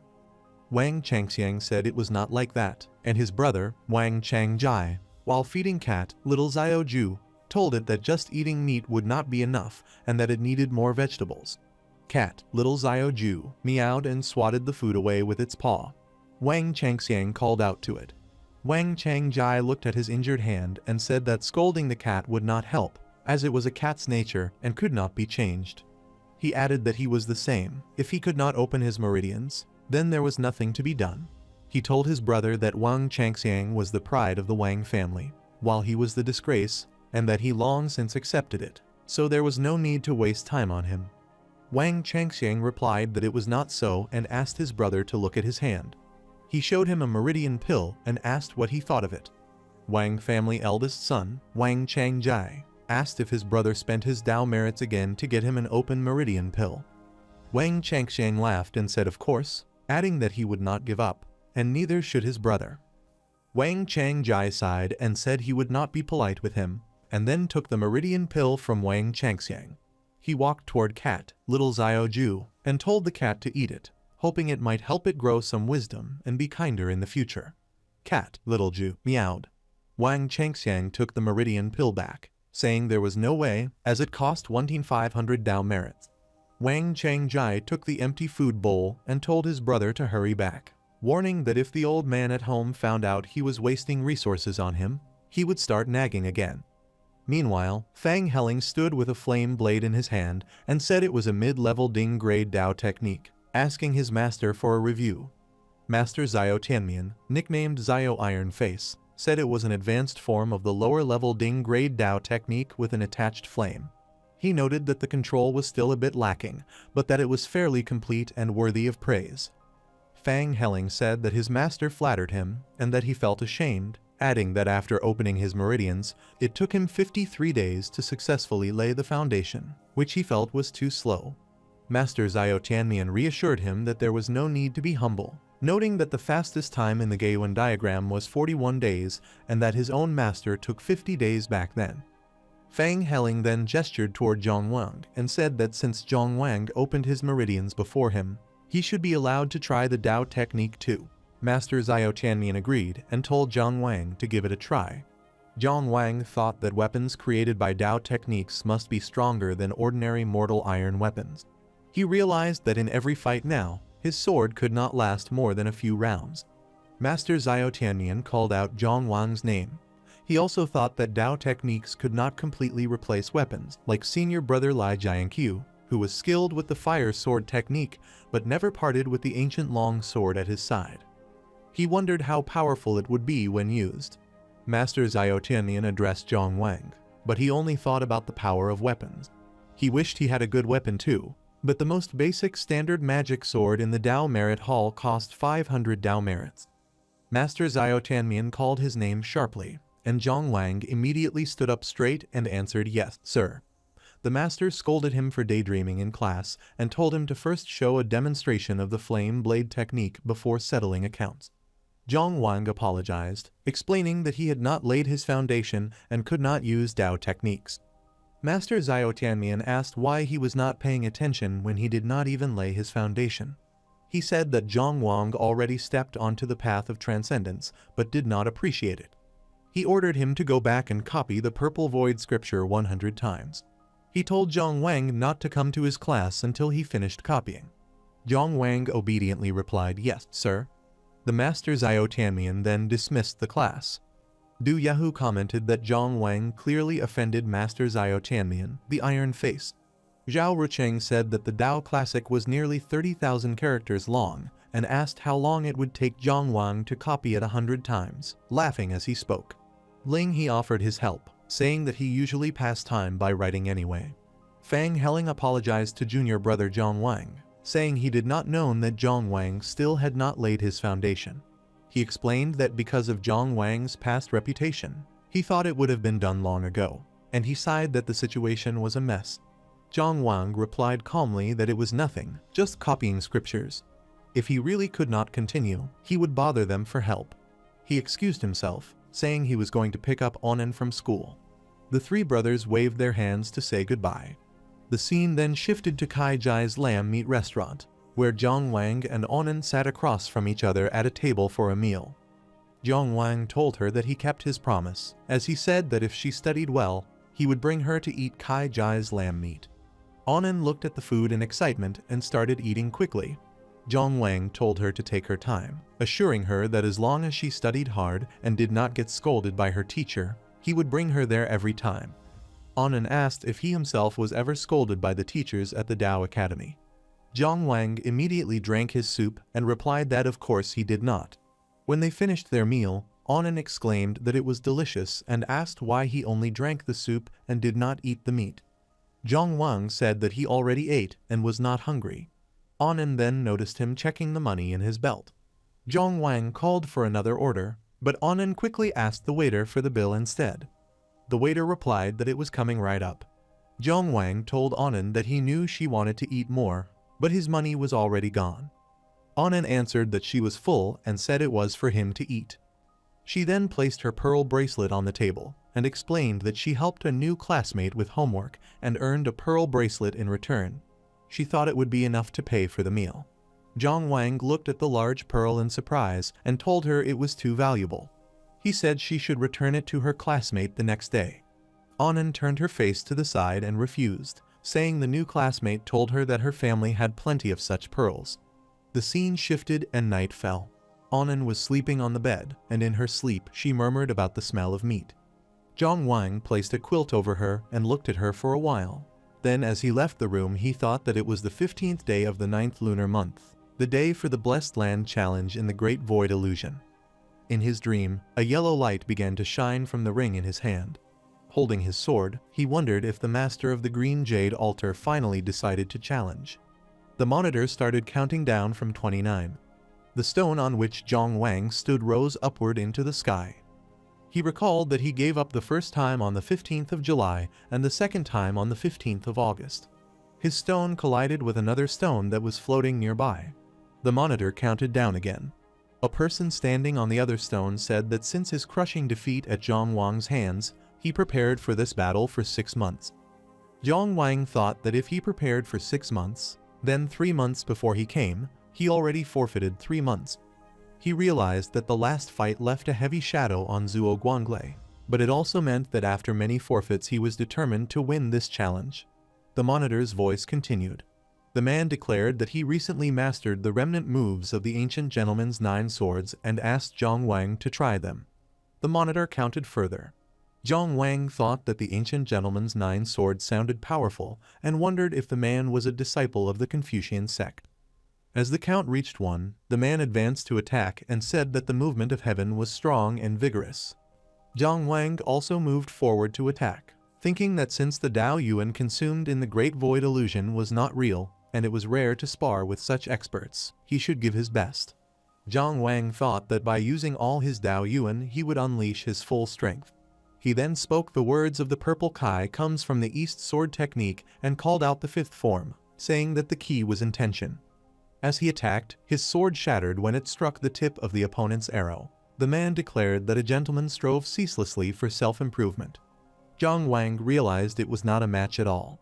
The man wondered aloud if he won, and if the gentleman's 9 swords were truly that powerful. The monitor announced the new master of the Dongjin-Ru Blessed Land, and the man cheered in excitement. Jiang Wang woke up with a gasp and admitted that he fell to the green jade altar. He said that although he knew he would lose, he did not expect to lose so completely, and that the gap was too wide. He resolved that he must prioritize laying his foundation. His thoughts turned to Tongshan Palace. He climbed its steps, opened the door, and explained that unlike the Great Void Illusion, Tongshan Palace was the spiritual world every cultivator could enter through meditation. It mainly stored 3 important things, which were Dao Yuan, the foundation-laying formation diagram, and the true spirit of the Dao Meridian. An earthworm chirped, and Jiang Wang considered that the Zhu Tian star formation was undoubtedly stronger than the Giyuan formation. But the reason he still hesitated and did not begin laying his foundation was a matter of time. He recalled that the Giyuan formation used in the Zhuang state contained 81 formation points. In comparison, the Zhu-Tian star formation diagram carried a full 365 points. Beyond the greater difficulty in arranging it, he understood that even if he replicated the foundation-laying diagram perfectly without error, it would still take at least half a year to reach the 9th rank. After that, rising from 9th to 8th rank would require establishing 3 Dao spirals, and from 8th to 7th would require 9 Dao spirals. He thought that one slow step meant every step after would be slow, and by this calculation, the process was too long. The earthworm chirped again, and Zhang Wang realized that after the night's battle he finally understood. The short ladder was easy to climb but never reached the clouds, while the heavenly steps were hard to climb, but only by them could one reach the soaring heights. He understood that the path of cultivation was a struggle. The scene shifted and day came. Zhang Wang, Du Yahu, Zhao Rucheng, and Huang Azhen sat at a dining table on low chairs, clinking the cups in their hands and shouting cheers. 3 girls were also present, 2 near Huang Azhen and 1 near Zhao Rucheng. Zhao Rucheng said that the scriptures taught that cultivation was not only about isolating oneself, but also about experiencing a complete life, and that drinking and enjoying oneself was part of cultivation. He declared that he, young master Zhao Rucheng, would pay for the most luxurious private room and the most expensive courtesans. Huang Azhen agreed, saying that Zhao Rucheng was right and joked about how white the cups were. Zhao Rucheng then asked where Ling He was, reminding them that the 4 brothers agreed to celebrate killing the fierce ghost together, and wondered why he did not come. Zhang Wang replied that Ling He went to pick up Annan from school. Zhao Rucheng accepted this and let it pass. Zhang Wang spoke next, saying that before opening the heaven and earth gate and stepping into the 6th rank, maintaining the yin-yang body was very important for cultivators, and suggested they get to business. He asked the ladies to leave first, and the 3 girls left the room. Huang Azhen leaned toward Du Yahu and asked what if he ended up stuck at the 7th rank like the deputy dean. He thought that in such a case he would still remain unmarried even at the age of 80. He felt that he would rather avoid such a fate. He did not want his elder sister to leave. Du Yahu held him by the head to stop him, and told him that if he drank too much, he should go to sleep quickly, because everything would continue in his dreams. Zhang Wang said that he had 40 Dao merits on hand and wanted to transfer them first. Whoever had enough Dao merits could exchange them for an open meridian pill first. Zhao Rucheng declined, saying that after opening the meridians, one needed to clear them daily, and it was very tiring. Du Yahu said to give the merits to the boss, and that his merits should go to him as well, adding that he was leaving. Zhang Wang was surprised and asked where he was going. Du Yahu replied that he was joining the army and wanted to switch to military cultivation. He drank from his cup. Zhao Rucheng reminded him that they worked hard to pass the outer academy exam and enter the inner academy, and urged him to think carefully. Du Yahu explained that after that day, General Wei Yan told him there were a few vacancies in the Jiujiang Xuanjia military unit and asked if he wanted to transfer there. He thought about it for a few days and decided to leave tomorrow. General Wei Yan said he was more suited to the military path, and he agreed. Zhao Rucheng said that it was true, that Du Yahu's strong energy and blood made him suitable for the military path, but the entire Zhuang state mainly cultivated Dao techniques, so strong military cultivators were rare. Even the nominal supreme military commander, General Huangfu Duanming, was actually a Dao cultivator, and even General Wei Yan himself practiced Dao techniques. Choosing the military path meant that for a long time he would not have a cultivation path with an established resources system. Du Yahu said he struggled with this, but then he realized that without a system, there were no strict rules or limits, which suited him to grow wildly. He decided not to take the open meridian pills at all, and instead wanted to open his meridian using the oldest military tradition. Zhao Rucheng asked about the military tradition. Du Yahu said that the military tradition meant opening meridians through energy and blood. Cultivators did not rely on pills but chose their meridians by surges of energy and blood. It was called ancient because among thousands, hardly anyone succeeded on this path. The best outcome for those who failed was becoming disabled, and many died on the spot. Daily meridian surging twice, refining energy and blood, and condensing Dao Yuan was already the limit for most people's cultivation. Gathering vast energy and blood to directly break through Tongshan Palace and manifest the meridians outward was extremely dangerous. But precisely because of this danger, military maniacs revered it as orthodox and highly praised it. Once successful, the benefits were huge, and military cultivators who opened their meridians this way often achieved far beyond ordinary people. Du Yehu lifted the jar of wine and declared that it was decided. He urged them on, saying they should not drink cup by cup, but instead raise a toast to his success and drink it all at once.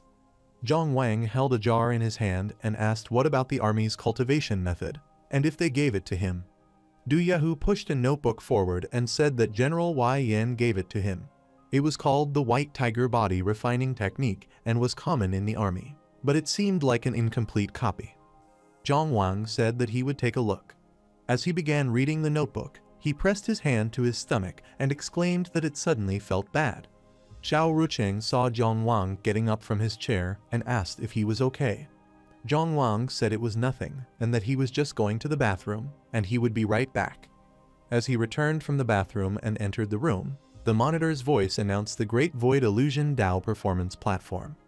Zhang Wang placed his hand on the table, causing all the pages to rise. The monitor counted the merits, 3,590 remaining, then 2,180, then 1,247, then 190, until the simulation was complete. He obtained the Four Spirits Body Refining Technique. Looking at the notebook, Zhang Wang thought that the Four Spirits Body Refining Technique consumed a full 3,400 merits in simulation. Almost twice the amount used for the Purple Kai comes from the East Sword Technique. It made sense, he thought, since this was a military cultivation method, a true transcendental technique. Compared to the sword manual he bought at a street stall, its potential was naturally much higher. Zhang Wang walked toward the door, thinking that he would copy the technique tonight and give it to Du Yehu Tiger tomorrow when he practiced. As he opened the door, he saw the White Bone Saintess and was struck with surprise. The White Bone Saintess looked at Zhang Wang and said that it was him. He passed by and excused himself politely. He thought drinking really caused trouble. He realized he actually dared to enter the Great Void Illusion, a chaotic place full of fish and dragons, and admitted to himself that he got carried away. The White Bone Saintess looked back at him as he left. Zhang Wang returned to the room, placed the notebook on the table, sat down on the chair, and said that he was back and that this was for Du Yehu. Du Yehu urged him to keep drinking with him. Zhao Rucheng said that he was dragging things out and told him to quickly punish himself with 3 drinks.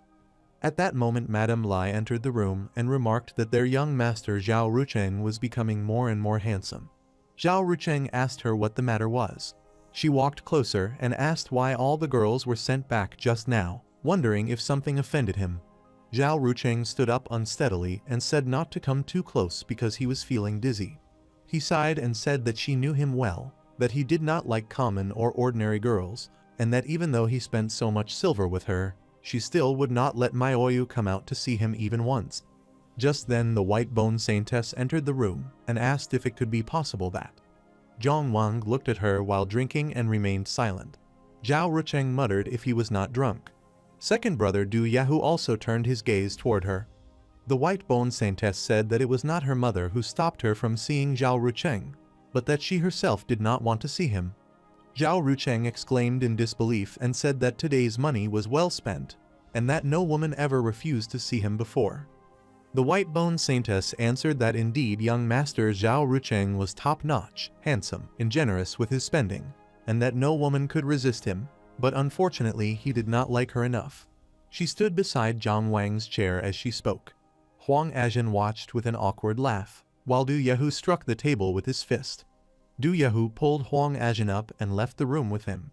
Zhao Rucheng said that he never pursued a woman for so long before. Since meeting Miss Maioyu, he spent more time at Sanfan's Yang Qiang Tower than at the Dao Academy, and asked how he could not like her enough. Standing close to the White Bone Saintess, he declared that his love for her was overflowing and about to flood the place. He placed his hand on his chest and said it was his heart. The White Bone Saintess laughed softly and said that young master Zhao Rucheng truly had a delicate and clear heart, and his words were sweet. But Maioyu could see that he was only bored. Zhang Wang listened quietly without speaking. Zhao Rucheng turned cold and said that he did not like her now, and that he hated women who were too clever. Zhang Wang placed his hand on the table, stood up, and said that he was leaving. that he had to go home and cook for Anan. Zhao Rucheng called after him and asked if they could pick some food to take home, telling him not to cook by himself. Du Yahu opened the door and remarked that even his body could not handle Zhang Wang's cooking, and reminded him that Anan was still a child, asking him to go easy on her. Zhang Wang told them to stop nagging and asked if they were leaving or not. As the four of them left, they said together that they were leaving. While walking out, Zhao Rucheng tossed a pouch of coins back into the room. Zhang Wang declared that his pursuit of cooking skills was like his martial arts, never retreating. The white bone saintess secretly threw the seed of white bones, which stuck to Zhang Wang's back. She thought she would observe him longer. If he truly was a Dao child, he would soon take root and sprout. If he was not, she considered him destined to become nourishment for the White Bone sect. The scene shifted to the outskirts of Finglan City, where the four sword brothers and Anan stood near a tree. A wine jar was smashed. Du Yahu said there was no need to beat around the bush, and that in short, if they met again in the martial world someday, they would meet at the peak. Zhang Wang held out the notebook and said it was for him. Du Yahu looked at the notebook and said that it was nice work from Zhang Wang. Zhao Rucheng quickly asked to see it, but Du Yahu stopped him. Zhao Rucheng complained that it was only body refining and told him not to joke with him. Du Yahu replied that he did not understand a thing, and explained that with such a good technique, once he studied it more he would never want to let it go. He turned to ask if Ling He wanted to see it too. Ling He answered that he was focusing on stabilizing his meridian opening in Tongshan Palace and was not distracted by other techniques. Du Yahu then asked what Zhang Wang would do since he gave the notebook away. Zhang Wang told him not to worry because he had other copies to transcribe, and said that when they met again they would see who advanced further in cultivation. Du Yahu laughed and admitted that he was no match for Zhang Wang in sword talent, but with this military cultivation method, he warned him to just wait and see. They all smiled, and Du Yahu said they would see each other in Xinan. The four sword brothers touched their fists together and repeated that they would see each other in Xinan. Anan stretched out her small fist and insisted that she should be included too. Du Yahu lifted her up in his arms, and she asked to do it again. He laughed and agreed, and together they raised their fists and shouted once more that they would see each other in Xinan. Du Yahu mounted his horse and called for departure. With tears in his eyes, he waved while leaving. The remaining three brothers and Anan stood waving back, saying their goodbyes. Zhang Wang sat in a Sukhasana yoga pose in his room without wearing clothes, deep in thought. He remembered how there was no wind or rain, how the clouds slowly parted, and how autumn was drawing to an end. He reflected on the four spirits' body refining technique. The white tiger used metal energy to strike the bones, the vermilion bird used fire energy to temper the body, the black tortoise used water energy to nourish flesh and blood, and the azure dragon used wood energy to strengthen energy and blood. After each practice, he felt the Dao Yuan inside Tongshan Palace grow more active, which helped him arrange formation points and brought him closer to completing the foundation laying. Zhao Rucheng suddenly yawned and asked why he had to be naked if he refined his body. Zhang Wang let out a startled cry and quickly put on his clothes. He explained that during body refining the whole body heated up, so it was easier to take off clothes, and then asked when Zhao Rucheng sneaked into his room. Zhao Rucheng answered that he came about half an hour earlier, and, seeing him so focused on refining, did not dare disturb him. Zhang Wang replied that he was the one being disturbed, reminding him that he already shared cultivation methods with him and with Ling He.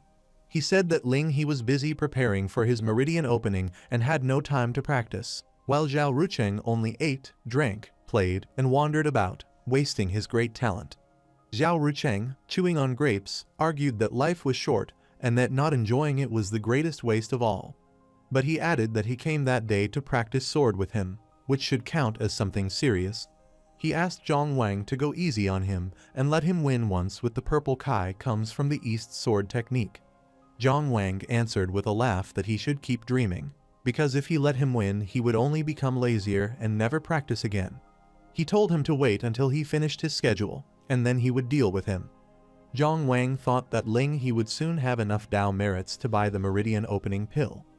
Du Yahu was training his body day and night in the army and would soon open his meridians through energy and blood. He felt that if he did not hurry, they would catch up to him quickly. He already mapped nearly 100 Dao Yuan formation points for the Zhaoshan star map, but more than 200 still remained, and he could not afford to slack off even for a moment. Later, Zhang Wang and Zhao Rucheng practiced sword together, and afterwards the three sword brothers attended their class. At home, Zhang Wang spent time teaching Anan. The next day, Zhao Rucheng called out excitedly to Ling He. Ling He greeted him and also greeted Zhang Wang. Zhang Wang asked if the Dao Academy summoned them all to the city lord's mansion to announce something important.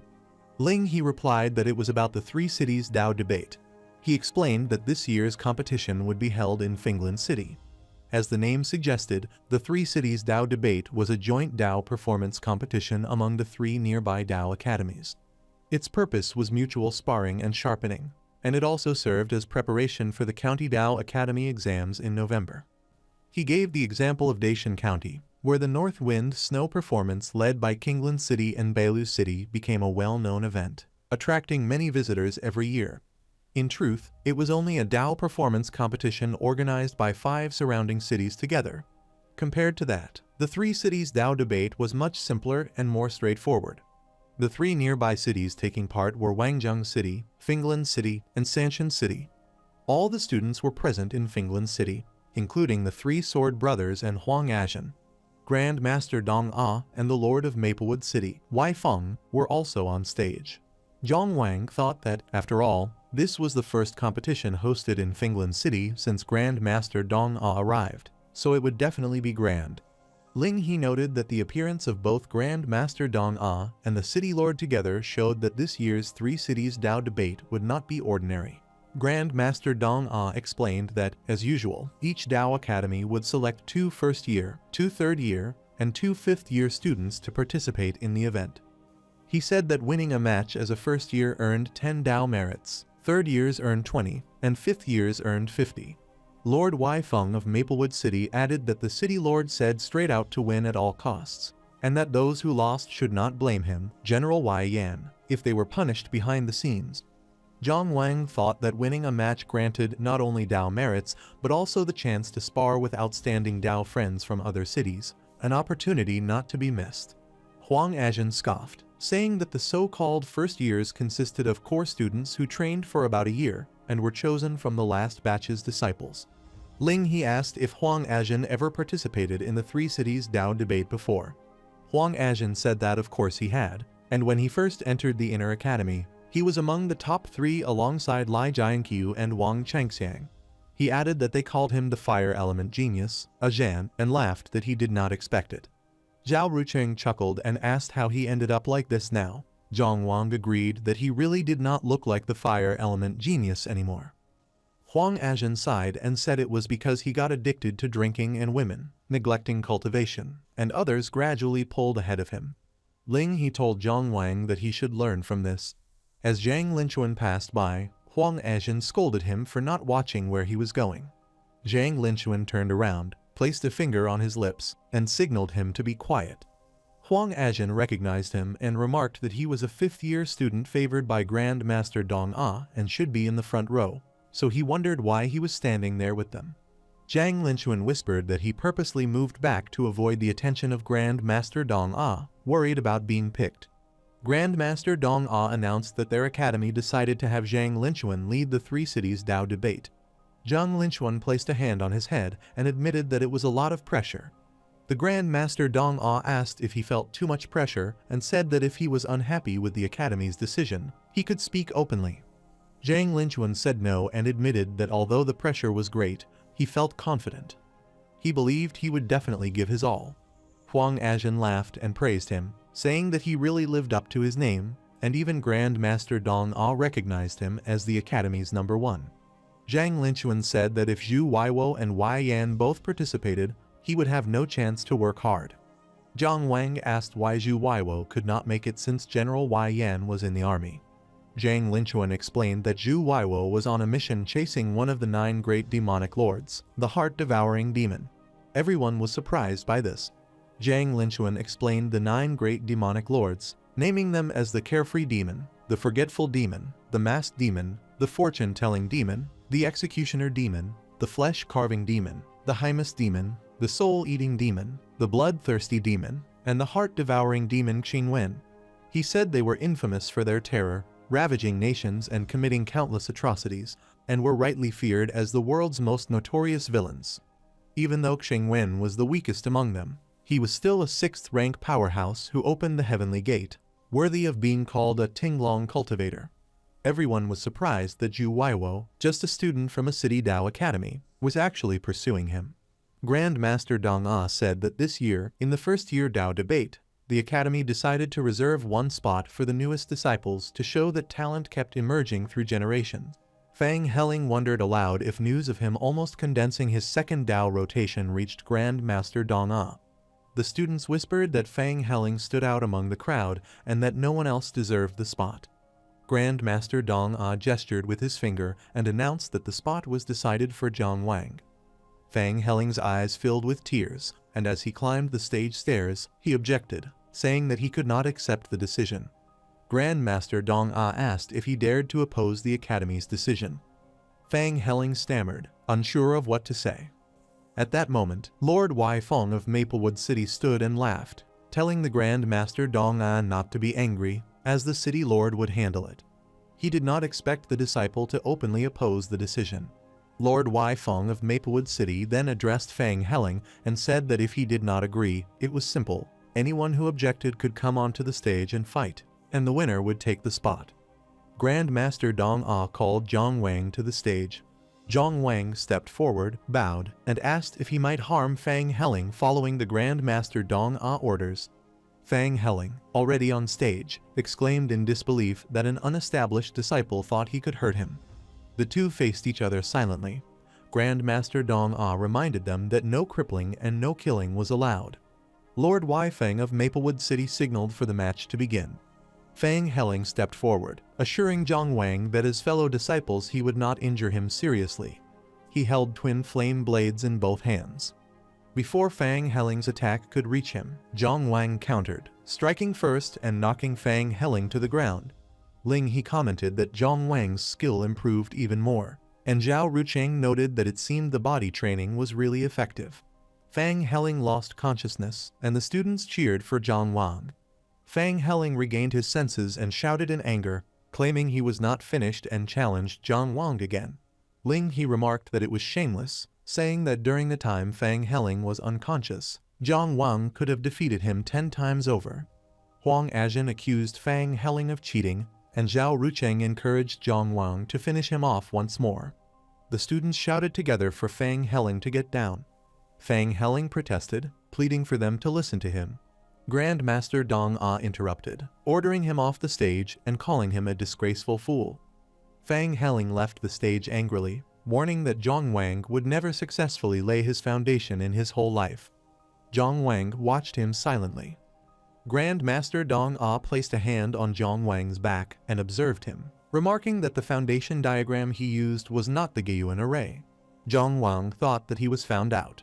The Grand Master Dong Ah explained that while there were many foundation arrays better than the Gyuan array in the world, their Yujin Mountain sect still chose it because it was stable, safe, and efficient. He questioned how Zhang Wang could make such a crucial decision about foundation laying without consulting his master. Zhang Wang stood facing him and admitted his mistake. The Grand Master Dong Ah said that with his talent, if he used the Gyuan array, he might have already completed the small Zhu Tian and stepped into the 8th grade Zhu Tian realm. Zhang Wang apologized and said he made the decision on his own and was willing to accept all punishments, including starting over. Grand Master Dong Ah interrupted, saying enough, that time was already wasted, and no more words were needed. He then held a jade pendant in his hand and moved it forward. He said that inside the jade pendant was a secret technique that could help improve control over Dao Yuan, allowing the foundation to be completed sooner. He told him to take it. Zhang Wang hesitated, saying it was too precious and he could not accept something so dear to the Grand Master Dong Ah. The Grand Master Dong Ah explained that it was a gift from an old friend who long since passed, and it was no longer of use to him. He placed the jade pendant in Zhang Wang's hand and told him to take it, reminding him that they were the future of the Zhuang kingdom. At that moment, a technique called the Control Yuan banner activated. Zhang Wang bowed deeply, thanking the honored master. Grand Master Dong Ah told him to step back.